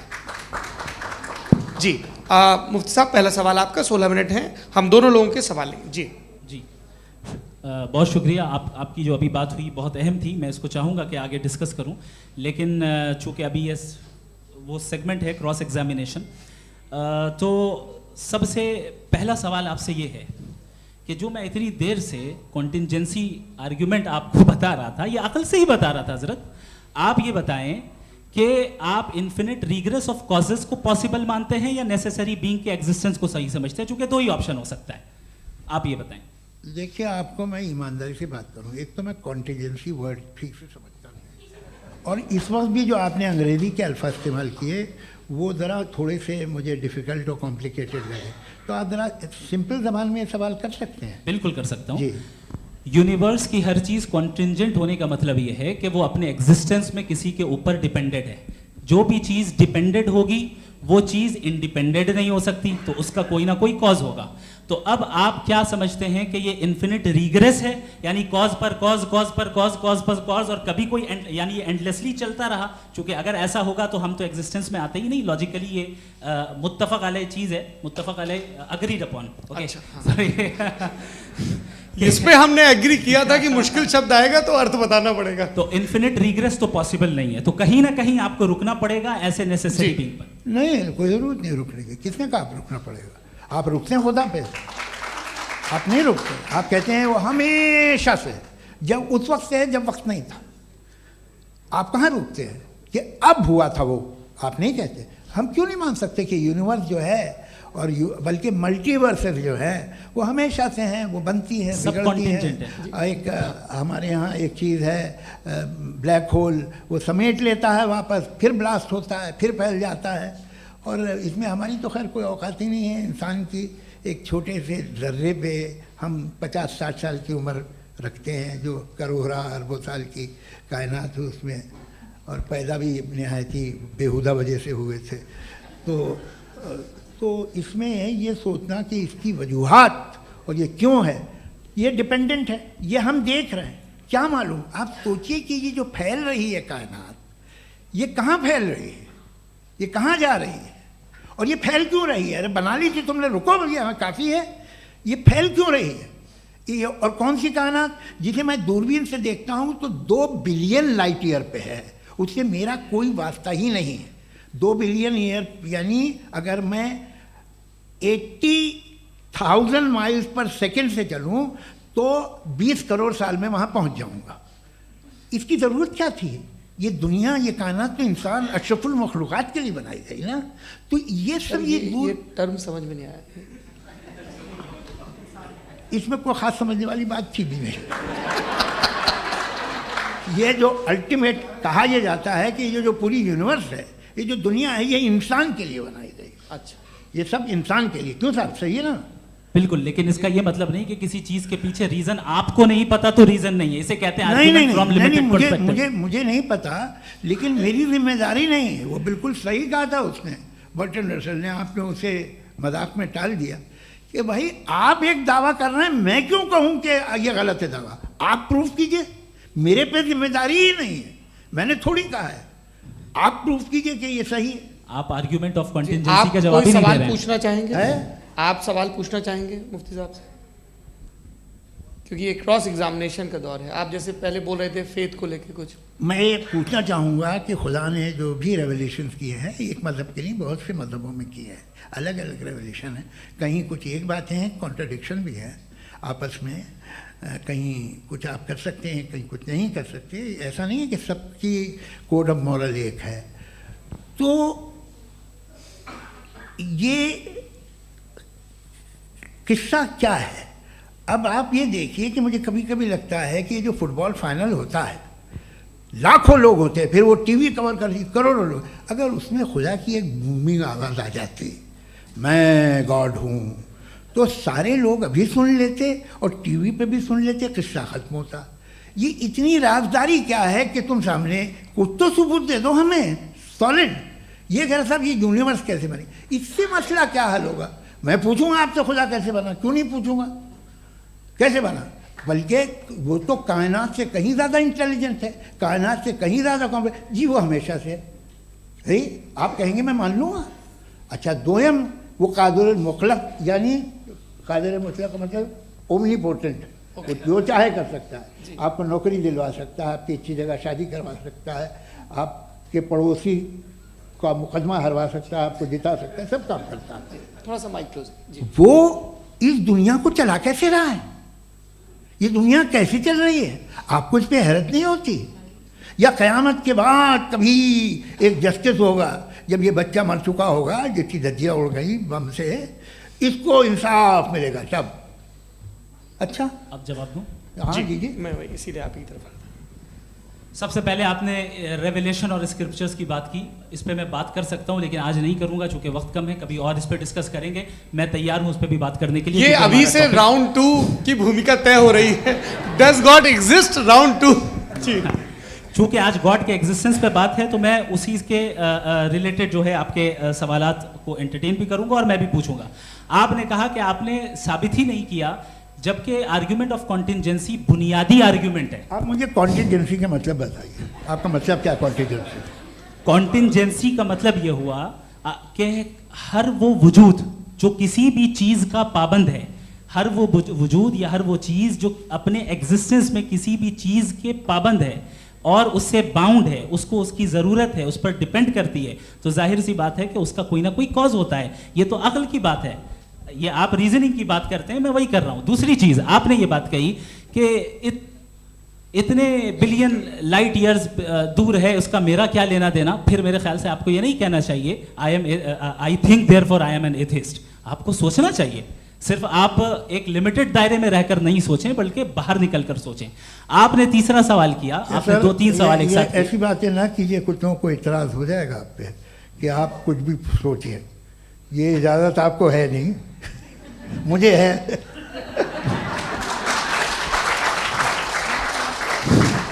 जी, आपने प्रॉब्लम ऑफ इविल के ताल्लुक से सवाल किया और बार बार आप एक लफ्ज रिपीट कर रहे हैं कि ओमनीपोटेंट गॉड है, ऑल पावरफुल गॉड है। यही तो दरअसल समझना है कि गॉड का कॉन्सेप्ट क्या है। प्रॉब्लम ऑफ इविल जो है, प्रॉब्लम ऑफ इविल दर हकीकत दो असम्पशंस पर कायम है। अगर आप इन दो असम्पशंस को समझ जाएं तो ये प्रॉब्लम नहीं रहेगी, आर्ग्यूमेंट आपको समझ में आ जाएगी कि ये कोलैप्स कर जाता है। पॉइंट नंबर 1 यानी जो आपका सबसे पहला फॉल्स असम्पशन है कि गॉड मर्सीफुल है, ओमनीपोटेंट है, दुनिया में जुल्म हो रहा है। लेकिन आपको ये समझना चाहिए कि हमारे वर्ल्ड व्यू के मुताबिक गॉड सिर्फ ओमनीपोटेंट और सिर्फ मर्सीफुल नहीं है, बल्कि वो ऑल वाइज भी है और वो ऑल नोइंग भी है। उसके हर काम के पीछे हिकमत और विजडम है। ये कोई जरूरी नहीं है कि वो हिकमत और विजडम आपको समझ में आए या मुझे समझ में आए। अगर आप जो समझ रहे हैं उसके मुताबिक आप फैसला कर रहे हैं, ये लिमिटेड पर्सपेक्टिव से आर्ग्यूमेंट है। और इस चीज को हम अपनी दुनिया में, अपने लाइफ में, डेली लाइफ में इस प्रिंसिपल को एक्सेप्ट करते हैं। हम जब किसी डॉक्टर के पास जाते हैं, डॉक्टर के पास जाकर वो अगर उसने हमें कोई दवाई दी है तो हम ये तो नहीं कहते कि जब तक आपके पास जितना नॉलेज और जितना विजडम नहीं है, आपने क्यों ये दवाई दी है, तब तक हम इस चीज को एक्सेप्ट नहीं करेंगे। नहीं कहते, हम उसकी अथॉरिटी को तस्लीम करते हैं। क्यों? क्योंकि उसकी हम जानते हैं कि वो नॉलेजेबल है, वो विजडम वाला है, हमसे ज्यादा नॉलेज और हमसे ज्यादा विजडम है। बताएं सर। नहीं, डॉक्टर में और खुदा में बड़ा डिफरेंस है। डॉक्टर पढ़ा लिखा होता है एक, तो मैं उसकी बात सुनूंगा। दो ये नहीं कुछ जवाब तो ये भी नहीं है सर। प्लीज आप अगर सब ऑडियंस से बोलने लगेंगे तो फिर मतलब नहीं सिविलाइज्ड बहस का। मतलब आप ये कहें कि चूंकि आप डॉक्टर पे बिलीव करते हैं इसलिए खुदा पे बिलीव किए, क्या ये मिसाल आपको समझाने के लिए आर्गुमेंट है, इस पे आपको एतराज नहीं है। तो सिंपल बात ये है कि मैं अगर ये यकीन कर लूँ कि एक ओमनीपोटेंट उसकी मसलहत है, ये जो बच्चे मर रहे हैं ये मसलहत है उसकी, मुझे नहीं चाहिए थी मसलहत। उसकी मसलहत नहीं, यही तो समझना है, मतलब एक्सपीरियंस। अच्छा, इस आपने अभी मेरी बात पूरी सुनी नहीं। मैंने कहा आपका पूरा आर्ग्यूमेंट दो फॉल्स असम्पशंस पर है। एक फॉल्स असम्पशन मैंने बता दिया, दूसरा फॉल्स असम्पशन ये है कि इस दुनिया में इविल के होने का कोई गुड रीजन नहीं है, जबकि हमारे पास बाज रीजंस मौजूद हैं, हमारे पास बाज वजूहात मौजूद हैं। अगर इस दुनिया में इविल ना हो तो आप गुड को डिफाइन कैसे करेंगे? अगर जुल्म ना हो आप इंसाफ को समझेंगे कैसे? अगर तारीकी ना हो तो आप लाइट को समझेंगे कैसे? बहुत अच्छे। अभी और सुन लें, अभी और बाकी है। ये तो बात बहुत पसंद आई साहब मुझे कि जब तक रेप ना हो तब तक औरतों की इज्जत का ख्याल आपने मेरा जवाब पूरा सुना ही नहीं। जब तक के बच्चों का कत्ल ना किया जाए तब तक आपको बच्चों की मासूमियत की इज्जत। आपने पूरा जवाब सुना ही नहीं। क्या बात है, क्या आपने नुक्ता निकाला? आपने पूरा जवाब सुना ही नहीं। आप सुन लें, मेरी बात सुन लें। ये मैंने आपको एक चीज बताई। दूसरी चीज, इस दुनिया में हम आए हैं टेस्ट के लिए, हमारा टेस्ट हो रहा है और हर इंसान का अलग अलग अंदाज में टेस्ट होता है। और इस दुनिया में अगर इविल मौजूद है तो वो इविल जरिया है हमारे अंदर ह्यूमन नोबल क्वालिटीज को डेवलप करने का और अलग अलग फील्ड में प्रोग्रेस करने का। और अगर हमारे अंदर और इस दुनिया में इविल नहीं होता तो बताइए टेस्ट का मतलब क्या होता? अगर मैं अपने स्टूडेंट को एमसीक्यूज दूं और उसमें सिर्फ राइट आंसर लिख कर दे दूं और कहूं तुम्हारा टेस्ट हो गया, ये मीनिंगलेस है। इस दुनिया में अगर हम टेस्ट के लिए आए हैं तो जाहिर है गुड एंड इविल दोनों मौजूद है। तो अगर गुड एंड इविल दोनों मौजूद है तो ये इविल भी खुदा का बनाया हुआ है। जी हाँ, खुदा का बनाया हुआ है। लेकिन अच्छा, चलो अच्छी बात। जी बिल्कुल, तो बिल्कुल खुदा ने बनाया। अभी तो ये है कि जो मेजॉरिटी है दुनिया में वो इविल है, तो ये खुदा एक्चुअली इविल के साइड पे लग रहा है मुझे। बिल्कुल भी नहीं, मैं बताता हूं। मेजॉरिटी में तो वो है। क्या बात कर रहे हैं भाई आप? कोई भी जो मुंसिफ होगा, चाहे आपका अपना घर हो जिसके आप सबसे बड़े हैं, चाहे आपकी ऑर्गेनाइजेशन हो जो आप चलाते हैं, वहां पर आप इविल रखेंगे साबित करने को कि बाकी लोग शरीफ हैं। मेरी बात सुन, क्या ये आर्ग्यूमेंट ही गलत है? अगर कि जब तक के कोई इविल नहीं होगा तब तक के शरीफ आदमी शरीफ नहीं लगेगा। अगर एग्जामिनर गलत ऑप्शन दे रहा है तो एग्जामिनर इविल नहीं हो गया, जो गलत ऑप्शन को सेलेक्ट कर रहा है वो फेल होगा। क्रिएटर ने इविल को बनाया है लेकिन वो इविल नहीं है। अच्छा सुनिए मेरी बात, let me complete sir. Creator ने इविल को बनाया है टेस्ट के लिए, वो इविल नहीं है। इविल वो होगा जो उसे इख्तियार करेगा। छुरी को बनाने वाला गलत नहीं होता है, छुरी का गलत इस्तेमाल करने वाला गलत होता है। रेप को कैसे गलत इस्तेमाल करते हैं? रेप इंसान के फ्री विल का नतीजा है। ये रेप कैसे गलत इस्तेमाल होता है? ये अब सुन ले, गलत इस्तेमाल होता है। हाँ मैं बता रहा हूँ ना, कैसे गलत? मैं बता रहा हूँ कि जो इविल इस दुनिया में मौजूद है उसके कई सारे तरीके हैं। एक तरीका इंसान का अपना फ्री विल है। अब अगर कोई रेपिस्ट रेप कर रहा है तो इसका गॉड का कसूर नहीं है, वो अपने फ्री विल का गलत इस्तेमाल कर रहा है, उसको सजा मिलनी चाहिए। अच्छा, और उसी के लिए जहन्नम बनाई गई है। ये फ्री विल का भी बड़ा चक्कर। आप जब कोई बुरा काम करते हैं या कोई बुराई होती है तो ये कहा जाता है कि ये फ्री विल है। 7 billion free wills are moving on this planet. 7 billion free will. और एक आदमी अपनी फ्री विल से मुझे कत्ल कर दे तो मैं खुदा की मर्जी से मरा हूँ कि इसकी फ्री विल की वजह से? मेरी मौत खुदा के हाथ है या ये फ्री विल वाले के हाथ है? खुदा ने फ्री विल का निजाम बनाया है और उस निजाम का गलत इस्तेमाल करके कोई आपको मार रहा है, इस्तेमाल करके मेरा कत्ल कर देता है। अब मेरी मौत का जिम्मेदार कौन है? वो इंसान जिम्मेदार है। वो इंसान जी। तो ये कहना कि और उसको सजा मिलेगी।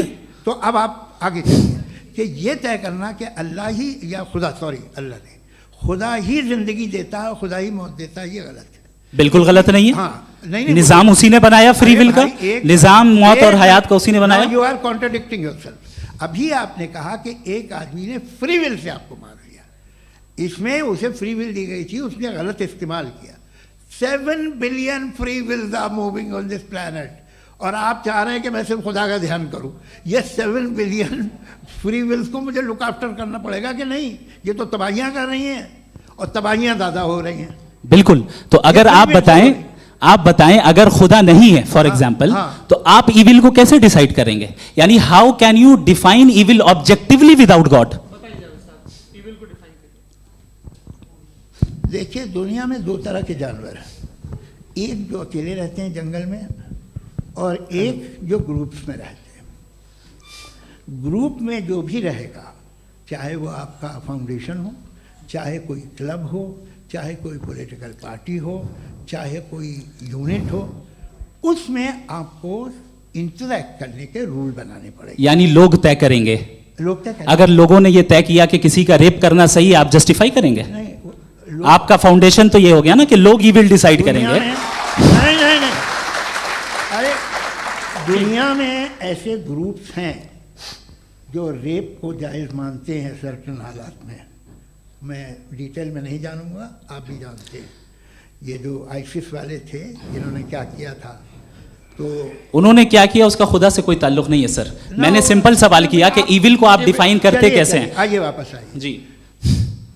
आप साथ में तभी रह सकते हैं जब कुछ आप ऐसे उसूल डेवलप करें जिसमें हर एक का बेसिक तहफ़्फ़ुज़, हर एक का बेसिक राइट हो और हर एक को कोई आराम मिले। यही तरीक़ा है किसी भी ऑर्गेनाइजेशन जिसमें एक से ज़्यादा लोग हैं और वो ऐसे चलती है ज़िंदगी। उसमें अगर आप गड़बड़ करेंगे तो तबाही होगी, नुकसान होगा, बर्बादियाँ आएंगी। और अगर उसमें आप घर ले लीजिए ना, एक हस्बैंड है, एक वाइफ है, बच्चे हैं, वालदा भी हैं, 2 बहनें भी हैं, एक भाई भी है। अब इसमें कोई निज़ाम आपको चाहिए साथ में रहने का और एक दूसरे पे भरोसा रहे, एक दूसरे के बहीख्वाह हों, एक दूसरे की मदद करें, ऐसी जिंदगी। सर आपकी बात आ गई। आप ये कह रहे हैं कि लोग डिसाइड करेंगे क्या सही है क्या गलत है, यही है? मेजॉरिटी डिसाइड करेगी क्या सही है क्या गलत है? अरे भाई बिल्कुल। मेजॉरिटी अगर ये कहे कि नाजी जर्मनी के साथ जिस तरह मेजॉरिटी थी कि जेनोसाइड करना सही, आप जस्टिफाई करेंगे? उस वक्त आपका ये सवाल सिर्फ उसके बाद क्लोजिंग। हाँ, उस वक्त प्लेनेट पे जो लोग थे उनमें कितने लोग हिटलर को सही समझते? अच्छा, प्लेनेट की मेजॉरिटी तय करेगी, सोसाइटी की नहीं। प्लेनेट की मेजॉरिटी गॉड के एग्जिस्टेंस को सही मानती है, आप क्यों नहीं मानते?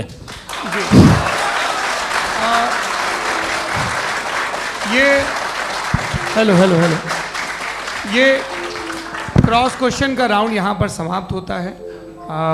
और ये बड़ा अच्छा है कि इस तरह से फ्रेगमेंट कर दिया गया है ताकि जो मरकरी ऊपर जा रहा है नीचे जवाब दे दूं जी। प्लेनेट की ज़्यादातर मेजॉरिटी कुछ दूसरे मजहबों के खुदा को मानती है। आप उन्हें क्यों नहीं? आप तो मेजॉरिटी की बात कर रहे हैं। ये क्लोजिंग आप ये कह रहे हैं इविल और गुड को डिसाइड मेजॉरिटी करेगी। मेजॉरिटी जो कर दे वो सही हो जाएगा। क्लोजिंग इसको जैसा आप ही लोगों ने तय किया है उसी फॉर्मेट को फॉलो कर लेते हैं। हाँ भाई, मैंने तो भले लोगों पे एतबार किया और तब मॉडरेशन तय किया। जी, आपके पास 5 मिनट का वक्त है, क्लोजिंग आर्ग्यूमेंट है, उसके बाद हम ऑडियंस से क्वेश्चन आंसर लेंगे जावेद साहब की क्लोजिंग आर्ग्यूमेंट के बाद। ओके, बहुत शुक्रिया जी। हमारा जो टॉपिक है डज गॉड एग्जिस्ट, मैं इस पे इतने एकेडमिक तैयारी करके आया था, मुझे था कि मैंने सोचा था कि कई सारे मैं आर्ग्यूमेंट्स दूंगा, लेकिन वक्त की भी किल्लत और जावेद साहब बार बार इधर उधर चले जा रहे थे तो उसको भी थोड़ा एंटरटेन करना पड़ गया। डज गॉड एग्जिस्ट पे मैं एक ही आर्ग्यूमेंट दे पाया, आर्ग्यूमेंट्स बहुत हैं और डेफिनेटिव आर्ग्यूमेंट्स हैं, और मेरे आर्ग्यूमेंट को किसी एक राउंड में भी इन्होंने एंटरटेन नहीं किया और रेफ्यूट नहीं किया, एक राउंड में भी नहीं, एक राउंड में भी नहीं। और ना ही अभी अभी आपका क्लोजिंग आर्गुमेंट आएगा, नहीं, वो बता देना। Argument of contingency sir. अरे मैं आपसे कई बार कह चुका हूं कंटीजेंसी का मतलब अब मैं कैसे समझाऊं आपको, आपस में, हाँ, आप और कितने आसानी से समझाऊं मैं, मुझे तो नहीं समझ में आ रहा है। बस आप अपनी आर्ग्यूमेंट ऑफ कंटीजेंसी उर्दू में बोल सकते हैं। हाँ, आप अपनी बात पूरी कर लें जी, आखिरी 4 मिनट। दूसरी चीज, just a minute please ma'am, can I talk? दूसरी चीज ये है कि आपने एक तो इसका जवाब नहीं दिया, दूसरा आपने गॉड के ना होने पर कोई डेफिनेटिव आर्ग्यूमेंट नहीं दिया, सिर्फ मजहब पे बात कर रहे हैं आप। मजहब तो आज हमारा टॉपिक ही नहीं था, आज तो हमारा टॉपिक हो, आप मजहब से ले लेकर आईएस तक चले गए। भाई हमारा क्या ताल्लुक है उससे? We condemn them. और उसका गॉड से क्या ताल्लुक है? अगर कोई गलत काम कर रहा है, किसी ने किसी को कत्ल किया, किसी ने किसी का रेप किया, उसको सजा मिलनी चाहिए। और आपके पास कोई भी rational strong foundation of morality नहीं है। आपने कहा कि मेजॉरिटी तय करेगी सोसाइटी की, वो सही होगा। मैंने कहा हिटलर को, फिर आप सही कहेंगे नहीं नहीं नहीं नहीं, प्लैनेट की सोसाइटी की मेजॉरिटी तय करेगी। तो प्लैनेट की मेजॉरिटी गॉड के एग्जिस्टेंस को मानती है, आप कह रहे हैं ये रिलीजियस है। तो यानी आपके पास कोई स्ट्रॉन्ग फाउंडेशन नहीं है ऑब्जेक्टिव मोरालिटी का। ऑब्जेक्टिव मोरालिटी का अगर कोई फाउंडेशन है तो वो सिर्फ गॉड है, गॉड है, गॉड है। थैंक यू जी। ये मुफ्ती शमाइल नदवी साहब का क्लोजिंग आर्ग्यूमेंट था। अब हमारे पास जी, मैं जी ये बड़ा अच्छा है कि दोनों लोगों को मॉडरेटर से शिकायत भी और बोल रहे भाई हमारी शाबाशी भी तो करते चलो। अब मेरी बात जी, आपके पास जावेद अख्तर साहब 5 मिनट का वक्त है, ये आपका क्लोजिंग आर्ग्यूमेंट है, टाइम रीसेट कर दें जी। देखिए, बहुत सारी बातें हैं। गॉड का डेफिनेशन दुनिया के किसी भी रिलीजन में है कि वो ओमनीपोटेंट है, ओमनीप्रेजेंट है, he is just, he is kind, he loves you and so on. मैं जब दुनिया देखता हूँ तो मुझे कोई ऐसा सुप्रीम पावर यहाँ दिखाई नहीं देती है जो इंसान की बहबूदी के लिए कुछ कर रही हो, कमज़ोर को बचा रही हो, मदद कर रही हो, जालिम को पीछे हटा रही हो। मैं नहीं देखा, तारीख़ में नहीं। एक तो अगर है और ये देख रहा है तमाशा, तो उसका होना न होना बराबर है। दोयम ये कि ये जो है, जब आप ये कहते हैं कि कायनात जिसकी कंटीजेंसी है, मैं देखिए वो लफ्ज़ इस्तेमाल किया मैं, तो ये कैसे हो सकती है भाई? और फ़ौरन आप सरेंडर कर देते हैं कि जाहिर है कि इसका बनाने वाला तो इससे 10,000 गुना था कॉम्प्लिकेटेड होगा। उस पर आपके होने पे कोई इतराज़ नहीं है। उसे वो टाइमलेस है, वो पहले से था, टाइम तो बहुत बाद में आया। ये सब आप मानने को तैयार है जिसका आपके पास कोई सबूत नहीं, आपके पास कोई रीज़न नहीं है। आपकी तारीख क्या है मज़हबों की? बिलीफ की, जो खुदाओं का बिलीफ है, ये कॉन्स्टेंटली गलत साबित होता रहा है। मतलब आप कहें कि अरिस्टोटल के ज़माने में तो सब जाहिल थे, वो भी इतने ही यकीन से खुदा पे यकीन रखते थे, जो अब नहीं रहा, ये भी नहीं रहेगा। आप लिख लीजिए, और इसके आसार आपको दुनिया में दिखाई देना शुरू हो चुके हैं। ये बहस क्या आज से 100 साल पहले इस तरह हो सकती थी? यहाँ तक तो आपको हम ले आए हैं। तो सर अरे इनको मदद की ज़रूरत नहीं भाई, ये सेल्फ सफिशिएंट आदमी है, आप क्यों इनकी मदद कर रहे हैं? Sir please. तो ये जो है तमाम बातें अपनी जगह हैं। ये एक पैकेज है। आप अकेले, कोई आदमी ऐसा नहीं जो सिर्फ गॉड को मानता हो, उसके साथ बहुत पैराफर्नेलिया आता है, अलग अलग पैराफर्नेलिया आते हैं। They have always created chaos in the society. मैं तो आपको सीधा ऑफर देता हूँ कि दुनिया में 10 इम्पॉर्टेंट बिलीव्स है। आप एक मानते हैं, 9 नहीं मानते, 9 में आप एथियस्ट हैं, 9 को आप बिल्कुल रीजनेबली मेरी तरह देखते हैं। तो 90 मजहबी आदमी भी 90% एथियस्ट है, वो दूसरे खुदा नहीं मानता, एक खुदा मानता है अपना वाला, बाकियों को कहता है गलत है। अगर आप मानना ही बंद कर दें तो आपका 10% चांस है कि आप सही हैं और 90% चांस है कि आप गलत हैं। मेरा मशवरा है, आप मानना छोड़ दिए तो 50% चांस होगा कि आप सही हैं और 50% चांस होगा, 40% आप गेन करेंगे बाय बिकमिंग एन एथियस्ट।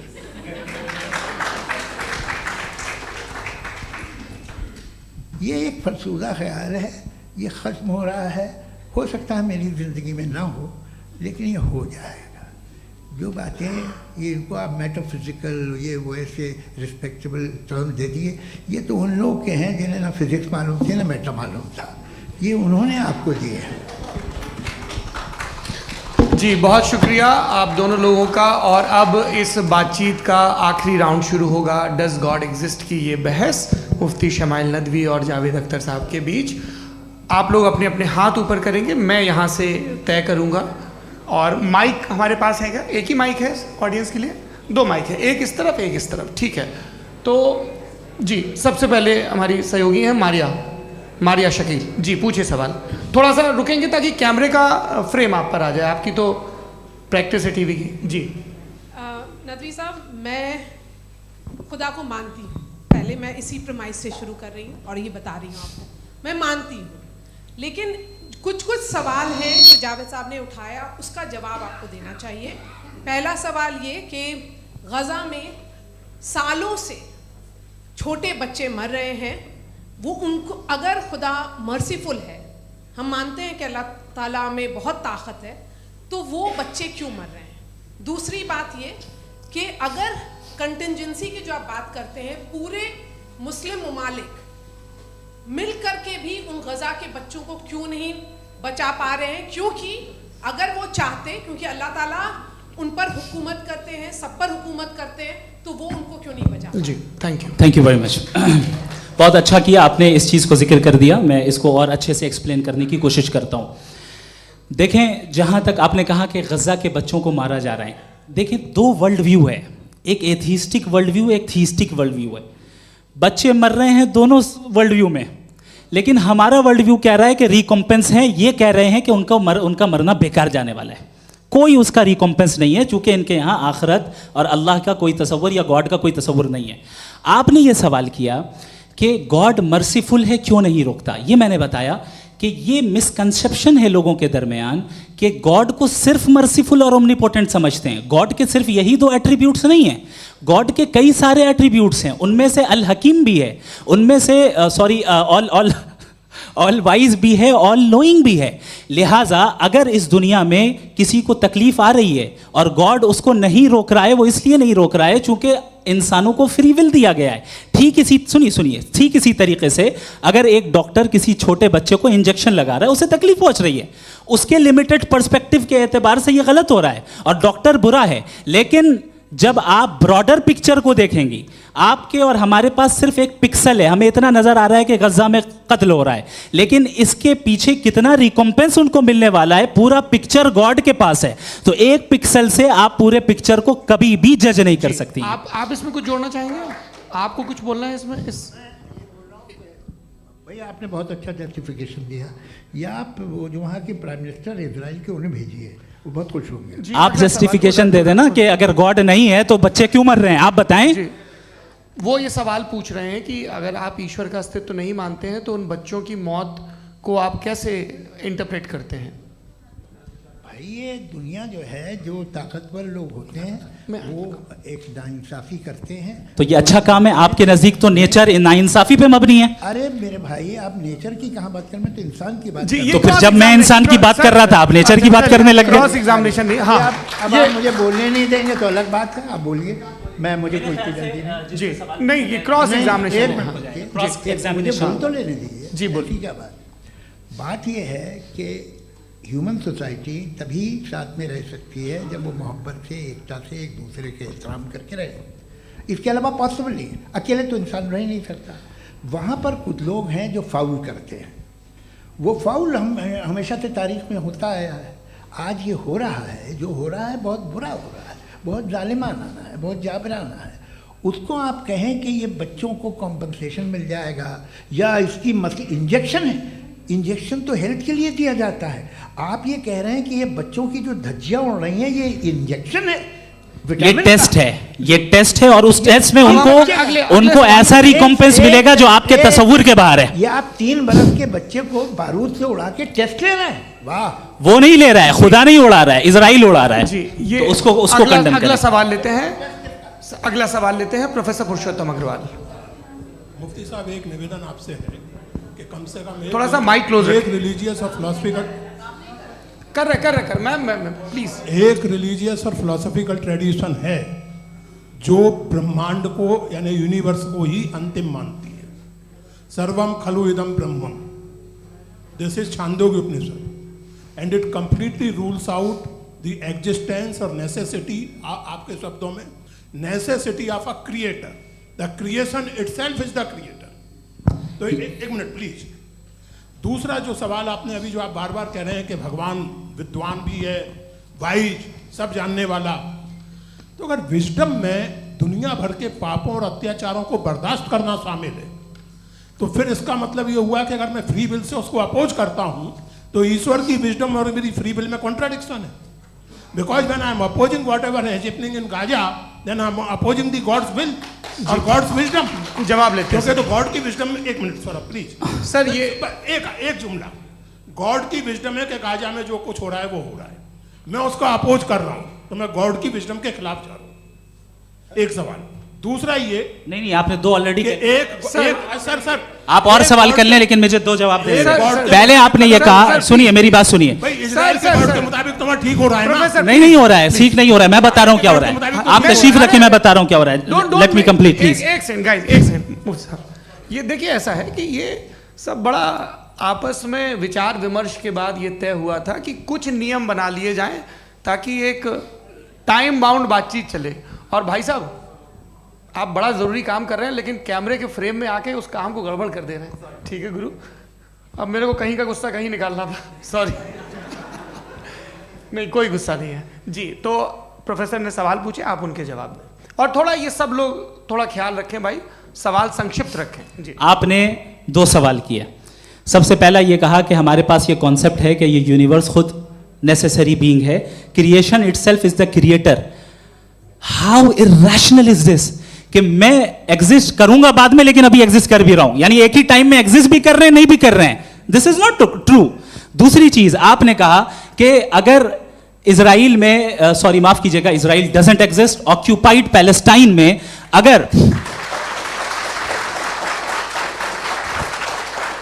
अगर ऑक्यूपाइड पैलेस्टाइन में बच्चों को मारा जा रहा है फ्री विल की वजह से और गॉड नहीं रोक रहा, ये कॉन्ट्रडिक्शन है। ये बताइए कि एक एग्जाम में एक बच्चा गलत आंसर लिख रहा है, सुनिए, एग्जामिनर चाहे तो रोक सकता है, क्यों नहीं रोक रहा है? ये कॉन्ट्रडिक्शन है, ये कॉन्ट्रडिक्शन नहीं है। माइक नहीं सर, ये आपस में जी, ये क्या आपका सवाल? माइक दीजिए। फ्री विल दिया गया है टेस्ट के लिए, अकाउंटेबिलिटी के लिए। अगर फ्री विल नहीं होता तो आप कहते हैं हमें रोबोट बना दिया गया। नॉट मिसरिप्रेजेंट माय पोजीशन, आपकी जो भी पोजीशन, मैं अपनी फ्री विल के नाते, अपने ह्यूमन विजडम के नाते गाजा में हो रही अत्याचार का विरोध करता हूं। बिल्कुल करना चाहिए। आपके हिसाब से मैं गॉड की विजडम का विरोध कर रहा हूं? बिल्कुल नहीं, जो हो रहा है गॉड, बिल्कुल भी नहीं, बिल्कुल भी नहीं। उसका वहां पर गाजा में कत्ल होना ये इंसानों के गलत इस्तेमाल का नतीजा है, फ्री विल के इस्तेमाल का नतीजा है। गॉड इसका हुक्म नहीं देता, उससे रोकता है। यही तो मसला है ना, आपके लिए कॉन्सेप्ट क्लियर? नहीं भाई, आपने तो बताया था इंजेक्शन लगाने से बच्चे को तकलीफ होती है, ये इंजेक्शन लगा। सर आप ऐसे रेटोरिक स्टेटमेंट दें तब तो कोई मसला नहीं समझते रहेंगे। This is a rhetoric statement, this is not a logical argument sir. I am sorry, I am sorry. आखिरी 30 मिनट बड़े मुश्किल होने वाले हैं जी। मुफ्ती साहब आगे बैठे हैं, इनको माइक दीजिए। हाँ तरुण, माइक आप अपने पास रखिए, आपको कैमरे का फ्रेम पता है जी। सबसे पहले दोनों को मुबारकबाद। एक सर अपना आप नाम बता दें। आप अमेरिका में शिकागो में रहते हैं, इतना मुझे याद है। बताया आपको, यासिर नदीम अलवाजदी मेरा नाम है। जावेद सर, आपसे एक क्वेश्चन है इन्फिनिट रिग्रेस के ताल्लुक से। एक हाइपोथेटिकल सिनेरियो है, मसलन अगर आप सर माइक थोड़ा सा प्लीज क्लोज रखिए जी। अगर आप शायर इसलिए हैं कि आपके कोई उस्ताद शायर थे, और वो इसलिए शायर थे कि उनके कोई उस्ताद शायर थे, और इसी तरीके से हम माजी में पीछे चलते चलते चले जाएं और कहीं ना रुके, तो माफ कीजिएगा आप कभी शायर नहीं हो सकते। लेकिन आप शायर हैं, आपका शायर एग्जिस्ट करता है, इसका मतलब ये है कि आप कहीं ना कहीं रुके हैं। तो मेरा सवाल ये है कि क्या आप इन्फिनिट रिग्रेस ऑफ कॉजेस को लॉजिकल फैलेसी मानते हैं या नहीं मानते? हाँ या ना? मैं इन्हें लॉजिकल फैलेसी नहीं मानता हूँ, लेकिन मेरा प्रॉब्लम यह है कि जब मैं नहीं मानता हूँ तो I will continue with this logic जो फैलेसी नहीं हो। आप एक जगह रुक जाते हैं जाके, आप कहते हैं ये गेंद कैसे बनी, ये जजीरा कैसे बना, ये समंदर कैसे बना, ये ज़मीन कैसे बनी, और अचानक गॉड पे जाके आपको ब्रेक लग जाता है। एक बार आप सवाल नहीं करते कि भाई इनको बनाने वाला तो इनसे भी कॉम्प्लिकेटेड होगा, वो कैसे बना, उसके बारे में आपने इत्मीनान कर लिया, वो हमेशा से है। तो अगर आप उसे हमेशा से मानते हैं तो फिर ये मान लीजिए कि कायनात हमेशा से है, क्या तकलीफ? फिर हम वजूद में नहीं आते जी है? हम मौजूद नहीं। अच्छा सर क्यों नहीं हो मैं सकते? बताऊंगा, प्लीज प्लीज। जैसे मैंने मिसाल दी आपके शेर की, आपका शेर कभी वजूद में ना आता अगर शायर इसी तरह चलते रहते हमेशा। जी माइक मेरे ख्याल से एक सेकंड, इन्फिनिट रिग्रेस का कॉन्सेप्ट क्लियर नहीं हो जी। पाया, ऐसे रहने दें, लेट्स मूव ऑन सर। ठीक है। हाँ, थोड़ा सा मॉडरेटर का भी ख्याल रखें। नहीं आपने तो रखा है, आपने रखा है। यहाँ पे गौहर रजा साहब हैं, वो भी एक सवाल पूछना चाहते हैं। माइक नीचे से ऑन कर दिए, नीचे। पहले तो ये कह दूं कि मैं उन बच्चों से शर्मिंदा हूं जिनको गज़ा में कत्ल किया गया, क्योंकि हमारे होते हुए कत्ल किया गया। लेकिन उससे ज़्यादा शर्मिंदगी इस बात से हुई कि मुझे लगा कि मुफ्ती साहब उसको जस्टिफाई कर रहे हैं। बिल्कुल भी नहीं, आप बहुत ही गलत, मुझे लगा मैं गलत हो सकता हूं। बिल्कुल गलत मैं है। सवाल पूछ रहा हूं, सवाल मैं सवाल पूछ रहा हूं। मैं जावेद भाई से डिसएग्री करता हूं। एक सेकंड देखिए, अगर देखिए ऐसा, एक सेकंड आप सर वेट, अरे आप कुछ मेरे पहले मुझे अपनी बात कह लेने दीजिए। अगर ऑडियंस तय करेगी तो फिर मॉडरेटर का मतलब नहीं। मेरा आप सबसे ये कहना है, ये बहस दो लोगों के बीच में है, एक तरफ मुफ्ती साहब, एक तरफ जावेद साहब। पिछले 1.5 घंटे से ये लोग अपने अपने तर्क रख रहे हैं। आपकी इनसे इत्तेफाकी हो सकती है, ना इत्तेफाकी हो सकती है। मेरे उस्ताद मुझे सिखा गए हैं कि मुखामुखम में असहमति की गुंजाइश बची रहनी चाहिए। अगर मैं आपकी बहुत इज्जत करता हूं गौहर साहब, आपने जो कमाल की किताबें लिखी, साइंटिफिक टेम्परामेंट, लेकिन मेरी ये गुजारिश है आप सबसे कि यदि आप इन लोगों ने जो बोला उन पर टिप्पणियां करेंगे तो ना वक्त की पाबंदी रहेगी, ना वो अनुशासन। आप सवाल पूछ लें, उस सवाल में जो बात आ जाए वो आ जाए। मैं जावेद साहब से डिसएग्री करता हूं, इसलिए जावेद साहब से सवाल पूछ रहा हूं। आपका सवाल जावेद अख्तर साहब से। और सवाल ये है मेरा कि जावेद साहब ने कई बार लॉजिक का इस्तेमाल किया कि साइंस में लॉजिक है और रिलीजन में लॉजिक नहीं है। मेरा ख्याल ये है कि रिलीजन में भी लॉजिक है, लेकिन उस लॉजिक की बेसिस ये है कि आप रुक जाते हैं, जिसका जिक्र जावेद साहब ने बार बार किया, यानी खुदा के तसव्वुर पे आते हुए, गॉड के तसव्वुर पे आते हुए रुक जाते हैं। और इसमें सवाल पूछना मतलब फॉरबिडन होता है। सवाल ये है कि क्या जावेद साहब इससे एग्री करते हैं कि साइंस की लॉजिक अलग है और रिलीजन की लॉजिक अलग है? बताइए सर। देखिए, 3 चीज़ें हैं, साइंस है, एक है मंतिक है, इस्तिदलाल है, और एक जो है कुछ भी नहीं है, फेथ है, अकीदा है। मैं अकीदे की लॉजिक का कायल नहीं हूँ। मुझे आप इस्तिदलाल से, लॉजिक से, रीज़न से समझाइए, मैं मानने को तैयार हूँ, मेरा क्या नुकसान होगा। लेकिन ये कि अकीदे पे मैं नहीं जा सकता हूँ। अकीदे का मतलब है कि तुम ये मान लो, सवाल ना करो, ये नहीं। आप सारी बातें करके, बड़ी साइंटिफिक बातें करके एक जगह जाके खुदा के वजूद पे रुक जाते हैं, सरेंडर कर देते हैं। मैं सरेंडर करने को तैयार नहीं। दैट्स ऑल जी। ये आगे सर बैठे हुए हैं, इनको माइक दीजिए। भाई। वो आप पूछना चाह रहे थे ना भाई? हाँ, नहीं मैं थैंक यू जी। आपका नाम? आसिम इफ्तिखार। आसिम जी, पूछिए। सर, जावेद सर से सवाल है कि आपने अपने क्लोजिंग माइक थोड़ा करीब रखिए। अपने क्लोजिंग स्टेटमेंट में बात कही थी कि मज़हब का जो फ्यूचर है वो ज़्यादा दिन नहीं जाने वाला है। लेकिन मैं देख पा रहा हूँ कि जो ऑक्सफोर्ड यूनिवर्सिटी की एक स्टडी है 2011 में हुई है, जिसके 50 एकेडमिशियंस ने इसको अंजाम दिया था, उसमें वो ये कहते हैं कि जो फेथ इन गॉड है वो इनबिल्ट है ह्यूमन नेचर के अंदर, जिसको हम कहते हैं फितरत के अंदर शामिल है वो। और वो ये कहते हैं कि अगर कोई ये समझता है कि मज़हब को वो ख़त्म कर देगा तो ये उसकी गलत फहमी है। तो आप इसके बारे में, इस स्टडीज़ के बारे में क्या कहते हैं? ठीक है, मैं उनसे एग्री नहीं करता हूँ। वो कौन से प्रोफेसर होंगे? ऐसा उनके क्या पास डेटा है, इन्होंने डेटा के बेस होगा। डेटा क्या हो सकता है? फ्यूचर का डेटा तो नहीं हो सकता ना उनके पास, प्रेजेंट का डेटा हो सकता है। डेटा आपने सुना 100 साल पहले का बाद का डेटा? मैंने तो नहीं सुना आज तक। तो आज उनकी ये राय है और होगी राय। ठीक है, दुनिया में तरह तरह की राय है लोग, लेकिन मैं समझता हूँ कि वक्त के साथ इंसान ज़्यादा से ज़्यादा रीज़नेबल और लॉजिकल होता जा रहा है। आज आप देखिए वेस्टर्न यूरोप में क्या परसेंटेज है नॉन बिलीवर्स की, बहुत हाई, वहाँ चर्च खाली पड़े होते हैं। तो अल्टीमेटली तो इंसान कोई ऐसी बात बहुत अरसे तक नहीं मान सकेगा, चाहे गलत या सही, जो उसे उसके दिमाग को, उसके जहन को, उसके लॉजिक को अपील न करे। वो कह रहे हैं तो ऑक्सफोर्ड के होंगे तो कैम्ब्रिज के होंगे तो मुझे क्या लेना देना, उनका डेटा मुस्तकबिल का नहीं हो सकता है। जी दीपक, हाँ पूछिए। मैं आऊँगा, अभी पीछे की साइड भी आऊँगा, माइक वहीं भेजूंगा 2-3 साल के लिए। जी जावेद साहब, आपसे सवाल है। नमस्ते। अरे भाई सर, अगर आप ही लोग तय करना है तो फिर 200 लोग तय कर लें। नहीं sir, please don't do this sir. Everybody has a right sir, but we can only take selected questions. No sir, ये यंग लोग भी हैं तो इनकी ये अब उतने यंग, भाई आप यंग हैं कि नहीं है? वो कह रहे हैं वो भी यंग हैं साहब, आप उनकी नौजवानी पर दावा उनको ही करने थे। हाँ मुफ्ती साहब आप यंग, हाँ पूछे। अरे भैया सर मेरा सवाल ये है, इनसे भी तो पूछो। जी नहीं, बस आपसे एक सवाल है। जैसे थीस्टों के पास अपने जो ईश्वर को मानते हैं उनके पास अपने सोशल गेट टुगेदर्स हैं, 5 रोज़ आज क्रिसमस आने वाला है, होली है, दिवाली है, ईद है। एथिस्ट क्या ऑफर कर रहे हैं? मतलब मैं इनकी दुकान से बोलूं मैं आना चाहता हूं उस तरफ, पर मैं अट्रैक्ट नहीं हो पा रहा हूं। मैं सोशल गेट टुगेदर्स क्या है आपके पास? वो ये कह रहे हैं कि जो धार्मिक लोग हैं, अलग अलग धर्म के लोग, उनके उत्सव त्योहार कॉन्ग्रेगेशन बहुत हैं। अब आपको मैं एक सुनाता हूँ, यहाँ हिस्टोरियन भी बैठे हैं। मृदुला जी आप बताइएगा सही है क्या?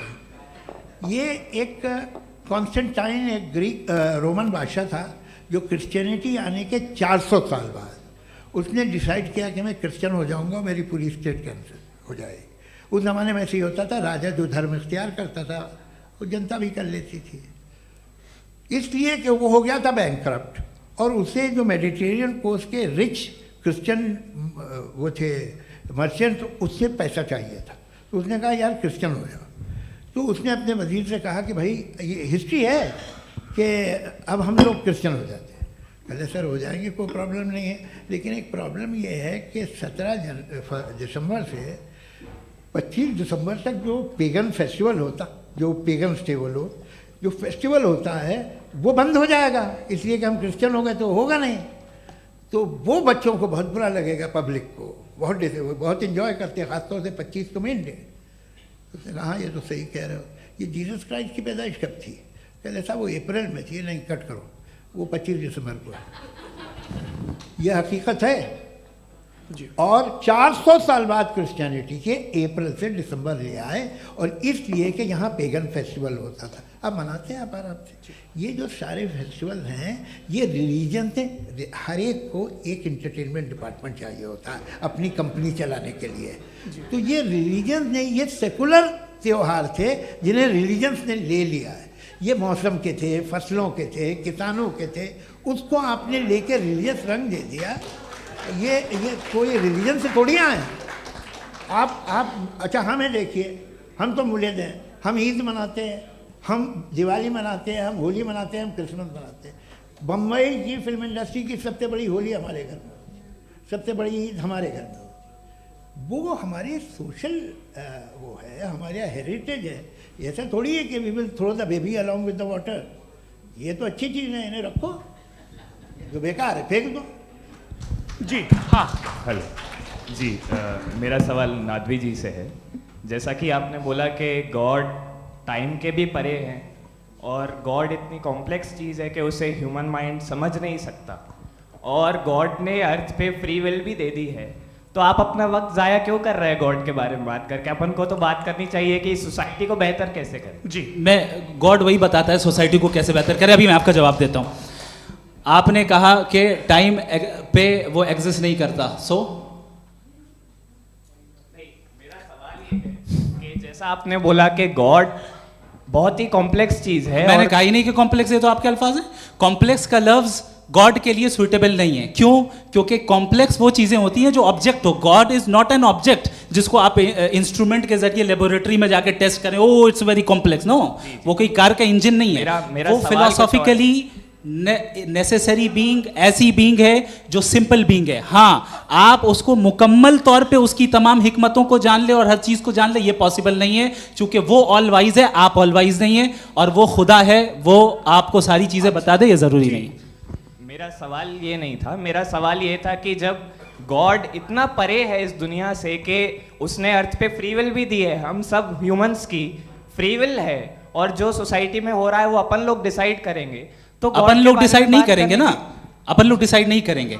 गॉड जो है, गॉड ने वो उसकी जात, उसकी एग्जिस्टेंस टाइम एंड स्पेस से परे है, लेकिन वो हमारा टेस्ट ले रहा है और उसी गॉड ने हमें बताया कि तुम्हें क्या करना है क्या नहीं करना है, तो जाहिर है उस गॉड की बात सुनेंगे ना हम। जी, वो पीछे एक चश्मा लगाया जो मैम खड़ी हैं, उनको दीजिए। हाँ, आप जी जी बिल्कुल आएंगे। देखिए मैं कोशिश कर रहा हूँ सब तरफ जाने की। हाँ, उनको दीजिए माइक। जी, हेलो सर, मैं ओमनी प्रेजेंट नहीं हूँ, टाइम पाबंद हूँ और जहाँ तक कोशिश कर सकता हूँ करूँगा। जी, अपना नाम बताइए। मेरा नाम उर्सुला है, मैं दिल्ली यूनिवर्सिटी की एक स्टूडेंट हूँ और मैं स्टूडेंट फेडरेशन ऑफ इंडिया से हूँ। मेरा सवाल मुफ्ती जी से है कि इस हॉल के इस कमरे में बैठ के हम लोग रेप की मोरालिटी के बारे में फिलोसफिकली बात तो कर सकते हैं, बट असलियत ये है कि रोज़मर्रा की ज़िंदगी में औरतें रेप के थ्रू गुजरती हैं, और हम लोग सिर्फ नंबर्स पे इस तरह नहीं देख सकते, क्योंकि कितनी औरतें हैं इन कंट्रीज़ में जहाँ पे आप बता रहे हैं कि केसेस कम हैं, जिनका एक्सेस है कि वो जाके केस फाइल कर सकें। कितनी औरतें हैं जो जिनको काम करने की आज़ादी है उन कंट्रीज़ में। यूरोप में ये आज़ादी आ गई, यूरोप में ये रूल्स आ गए, तो हम आज उसके बारे में बात कर पा रहे हैं। जी, जवाब। आपने ये कहा कि कमरे में बंद होकर हम लोग इस पर फिलोसफिकली बात कर सकते हैं, लेकिन हकीकत में क्या हो रहा है, वो ग्राउंड लेवल पे क्या हो रहा है, जो बहुत गलत हो रहा है, और वो सफ़र कर रही हैं। आई अग्री, बहुत गलत हो रहा है, और जो गलत हो रहा है उसको हमें रोकना है। और क्यों रोकना है, वो गलत क्यों है, हमारे पास इसका ऑब्जेक्टिव फाउंडेशन है, इनके पास उसका ऑब्जेक्टिव फाउंडेशन नहीं है। मैं ये कहना चाह रहा हूँ कि जहाँ पे भी जुल्म हो रहा है, जहाँ पे भी औरत पे जुल्म हो रहा है, या उसकी इज्जत लूटी जा रही है, या उसे तकलीफ पहुँचाई जा रही है, और सिर्फ औरत नहीं, किसी इंसान के ऊपर भी जुल्म हो रहा है, तो उसके खिलाफ खड़ा होना, ये मॉरलिटी हमारे पास गॉड के पास से आई है। वरना जावेद साहब तो कह रहे हैं कि जो है मेजॉरिटी डिसाइड करेगी, तो मेजॉरिटी तो कभी भी बदल सकती है। क्या आप हाँ। ये थोड़ी सी आपको गलतफहमी है। मैं अगर मेरे जुमले से ये मदना निकला या मैंने कहा, तो ये जुमला मैं वापस लेता हूँ, ये मेरा मतलब ही नहीं था कि मेजॉरिटी डिसाइड करेगी। मेजॉरिटी डिसाइड करे तो दुनिया में बड़ी, वैसे आपने कहा था ये जुमला। अच्छा, हो सकता है, मैं मान रहा हूँ, बाद में रिकैप कर लेंगे। अरे एक सेकंड, मैं अपनी एक्सप्लेनेशन देता हूँ। मुनासिब बात यह है कि हम सब के सब दिल में जानते हैं कि क्या अच्छा है क्या बुरा है, हमें पता है अच्छी तरह से। जो लोग बुरे काम करते हैं उन्हें भी मालूम अच्छा क्या है। यही तो सवाल था हजरत कि फिर ये मोरालिटी आई कहाँ से? Cross examination. हाँ जी, हाँ, मोरालिटी साथ रहने की डिजायर से आई, यानी साथ रहकर जो कुछ कह दे, जो कुछ कर दे, वो हो जाएगा। नहीं, तो आप कायदे से रह ही कर सकते हैं जब तक लोगों में मोरालिटी हो, वरना क्यास हो जाएगा। ये आपको कैसे पता? जी, हमने देखा ना, जहाँ मोरालिटी का क्यास हो गया, हम देखते हैं। कहाँ पे देखते भाई?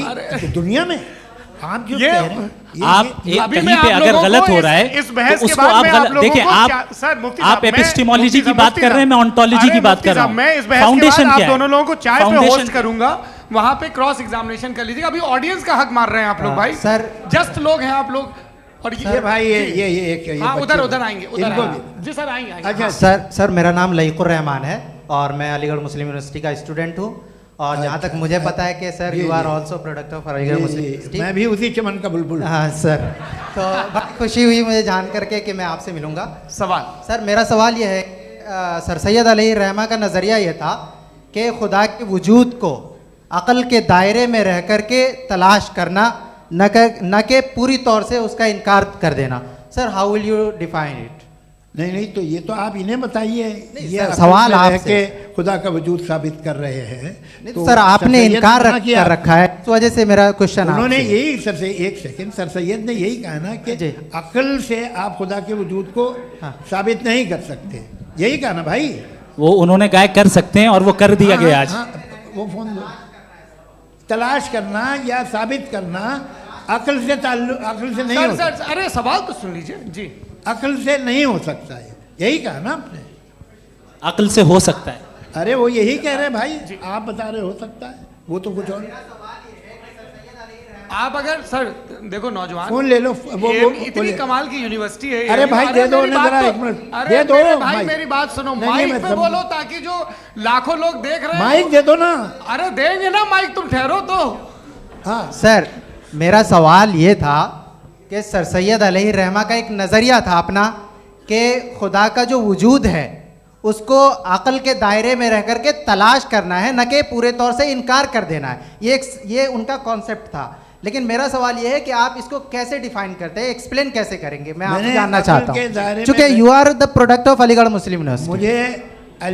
मुझे अक़ल के दायरे में रख के मैंने बहुत तलाश की, मुझे मिला नहीं। हाँ ये इधर वो चश्मा लगाए जो, हाँ उनको दे दीजिए। जी जी फटाफट पूछिए, बस 5 मिनट है, 5 मिनट में खत्म हो रहा है। हाँ अस्सलाम वालेकुम मुफ्ती साहब, एंड मेरा सवाल जावेद अख्तर साहब से। क्या नाम है आपका? अरे भैया सब मुझे जब पूछ रहे हो। फैज पूछिए फैज साहब। तो मेरा सवाल ये है कि अभी जो एथियस्ट है वो problem of evil argument use कर रहे हैं अगेंस्ट मुस्लिम्स, राइट? कि इस दुनिया में इतना सारा ईवल है और अगेंस्ट मुस्लिम तो यहाँ अगेंस्ट थियस्ट। हाँ थोड़ा सा करेक्ट कर लीजिए भाई, पूरी मशक्कत ही इसी बात की थी कि किसी एक मजहब पे बात ना टिके। जी, तो बेसिकली ये आर्ग्यूमेंट ऐसा है कि इस दुनिया में इतना ज़्यादा ईवल एग्जिस्ट करता है और अगर एक ऑल गुड गॉड है तो वो रोकता क्यों नहीं है? लेकिन इस सवाल में एक हिडन अजम्पशन ये है कि इस दुनिया में ईवल एग्जिस्ट करता है। अब एथियस्ट ये कैसे ऑन्टोलॉजिकली प्रूव कर सकते हैं कि इस दुनिया में ईवल एग्जिस्ट करता है? मैं आपको बताता हूँ, थोड़ा सा समझा। नहीं सर, हम लोग इनको सुनिए। नहीं please don't do that. I want to explain ontologically. नहीं हम समझ गए सर, इनको अब जवाब देने दीजिए। अच्छा सवाल पूछ लो। मैं अभी तक क्या था वो मैं थोड़ा सा ऐड ऑन कर लेता हूँ। तुम गुरु, तो हम जब इसका राउंड 13 करेंगे ना तब तुमको स्टेज पे बिठाएंगे। जी तो हाँ जल्दी से। तो देखिए एथियज्म के हिसाब से सब कुछ रैंडमली बन गया है, सब कुछ एटम्स और मॉलिक्यूल्स है। एक पत्थर में और मुझ में सिर्फ इतना फर्क है कि हम लोग एटम्स और मॉलिक्यूल्स का अलग अलग रीअरेंजमेंट है। अब एक पत्थर को कोई इंसान तलवार से 2 टुकड़ों में काट दे या मुझे, according to atheism it is same, there is no evil and good according to atheism. जी अच्छा, फैज साहब का सवाल ये है कि हाँ कोशिश भी करते तो इससे गलत सवाल नहीं कर पाते। एक लाइफ फॉर्म है और लाइफ फॉर्म में फीलिंग्स हैं, मतलब लाइफ फॉर्म सुनता है, देखता है, टेस्ट कर सकता है, फील कर सकता है, तो उसकी ये जो क्वालिटी इस बबल में आ गई हैं वो जानवर में भी है, इंसान में भी है। तो जाहिर है कि उसे कोई तकलीफ पहुंचेगी, तो चूंकि उसके पास वो सेंसिटिविटी है तो मैं करेगा। पत्थर में वो सेंसिटिविटी नहीं है। तो ये क्या सवाल हुआ कि अगर पत्थर को काटा तो पत्थर को तकलीफ नहीं होती, तो आपको काटे तो आपको क्यों तकलीफ हो? बैठ जाइए। जी हाँ अगला सवाल। हाँ पूछे जी जावेद अख्तर साहब। अरे भैया सब आप लोग मुफ्ती साहब को छोड़ रहे हैं, तो मेरे ही पीछे पड़े हैं क्या? फिर चलो बोलो भाई। You asked how God can exist when children die in Gaza. हाँ? You asked how God can exist when children die in Gaza, and you also mentioned the rise of atheism in Europe. But the same events also are leading many atheists and non-believers to turn towards faith. How do you interpret this contradiction, where suffering pushes some away from God, yet brings others closer to belief? देखिए आपको एक बात बताऊं, दुनिया perfect तो कहीं भी नहीं है, हर जगह कुछ खामियां हैं। बेटा 1 मिनट, मैं आप ही को कहेंगे, देखो वो तो कुछ खामियां, कमज़ोरियां, खराबियां सब जगह है। लेकिन अगर देखोगे ईमानदारी से कि दुनिया सबसे ज़्यादा महज़ब कहाँ है, एक आम शहरी को कहाँ हुकूक हासिल हैं, वो बोल सकता है, अपनी मर्ज़ी से काम कर सकता है, अपनी मर्ज़ी से राय दे सकता है, हुकूमत के ख़िलाफ़ बोल सकता है, बरसरे इक़्तिदार लोगों के बारे में बोल सकता है, सरमायादारों के ख़िलाफ़ बोल सकता है। तो आपको ये स्कैंडिनेवियन कंट्रीज़ में मिलेगा, वेस्टर्न यूरोप में मिलेगा। मैं नहीं कह रहा वो परफेक्ट है, बिल्कुल नहीं, वहाँ बहुत ख़राबियाँ भी हैं, परफेक्ट तो कोई। लेकिन जिन जिन मुल्कों में, लैटिन अमेरिका देखो, गल्फ़ देखो, वहाँ पर आपको ये ज़रूर है कि रेप नहीं होते होंगे। रेप की ज़रूरत क्या है भाई? उसको तो ख़रीद लो, घर में रखो, सड़क पर रेप करने की क्या ज़रूरत है? मगर सुनिए, मगर हकीकत ये है कि वहाँ शख्सी आज़ादी राय देने की, बोलने की नहीं है। जी ये एक आखिरी सवाल मुफ्ती साहब से। हाँ मैम, इनको माइक दीजिए। शुक्रिया। मेरा नाम मनीषा है, मैं हरियाणा से आई हूँ। मैं मुफ्ती साहब से एक बात पूछना चाहती हूँ। आप बार बार जावेद साहब को कॉन्ट्राडिक्ट तो कर रहे हैं कि आपने ये कहा, लेकिन आप भी अजम्पशंस के बेसिस पे बात कर रहे हैं। आपने खुदा के होने का कौन सा प्रूफ पेश किया है, खुदा की एग्जिस्टेंस का? अब इस सवाल को अलग रहने दीजिए, कौन एथीस्ट है कौन नहीं है। और दूसरी बात जो आपने एक छोटी सी कही थी कि ये फ्री विल का इस्तेमाल करता है इंसान अपनी, लेकिन उस फ्री विल का इस्तेमाल में मतलब खुदा ने ये दे दी सबको ये इजाज़त कि वो कितना घिनौनापन और कितने ज़्यादा ख़राब से ख़राब तरीके इस्तेमाल कर सकते हैं। जब आप सुनते जी, आप फ्री विल को मानती है ना, या आप कहती है कि फ्री विल नहीं है ना, मानती है ना? तो अब आपके पास इसका कोई एक्सप्लेनेशन नहीं है कि अगर एक इंसान उस फ्री विल का इस्तेमाल करके गलत काम कर रहा है और बच के अच्छी ज़िंदगी गुजार के निकल जा रहा है, उसका कोई रिकम्पेंस नहीं है। हमारे वर्ल्ड व्यू में जो इंसान गलत काम कर रहा है उसको भी रिकम्पेंस यानी उसका बुरा बदला मिलना है, और जो सही काम कर रहा है उसको सही बदला मिलना है। लिहाजा जो फ्री विल है वो इस तरीके से है कि एक लिमिटेड टाइम तक खुदा ने मोहलत दी है। ऐसा नहीं कि छूट दे दी, जो करना है करते रहो हमेशा। वक्त आएगा जब एग्जाम का टाइम खत्म होगा तब रिजल्ट आएगा, दौराने एग्जाम जबरदस्ती आपको नहीं बताया जाएगा। अरे भाई एक सेकंड, जी एक सवाल मुफ्ती साहब से मेरा, मुफ्ती साहब से जी एक जी, सवाल। हाँ, रुक जाइए, आपसे फोन, आप इसके बाद आपसे पूछिएगा, यहीं रहेंगे वो। हाँ, बोलिए। मैं मुफ्ती साहब एक ही सवाल करता हूँ कि अगर जो हो रहा है फ्री विल से हो रहा है और एक दिन बरोज़ क़यामत इंसाफ होगा मैशर में वगैरह वगैरह, तो दुआ क्यों मांगते हैं लोग? दुआ मांगते हैं इसके मतलब है अभी भी उसने ये डिपार्टमेंट रखा है कि मैं रोज़मर्रा की ज़िंदगी में बिल्कुल बिल्कुल ही कैन। तो तुम कैन हो, तुम मुझे नौकरी दिला देते हो, मेरे बेटे को ग्रीन कार्ड दिला देते हो, और 45,000 बच्चे मरते उन्हें रोकते नहीं हो।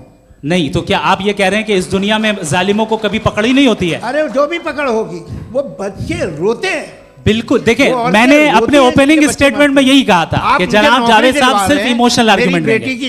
This is an emotional argument. ये छोटे मोटे इसके पीछे का रीजन मैंने बताया क्या है, इसके पीछे का विजडम क्या है मैंने बताया। मंच से आप लोगों को सज्जनों इसलिए कह रहा हूं ताकि थोड़ा सा आपके कॉन्शियंस पे जोर रहे कि आपको ऑर्डर बचा के रखना है। वक्त तय हुआ था, ये वक्त पूरा हुआ, आपने इतने धैर्यपूर्वक सुना, मैं आप सबका बहुत बहुत शुक्रगुजार हूं। यदि इन दोनों विद्वानों की इच्छा होगी तो कभी हम इस बातचीत का राउंड 2, राउंड 3, यही तो देखिए खूबी है इंसान की कि बहस मुबाहसे में वो पड़ा रहता है।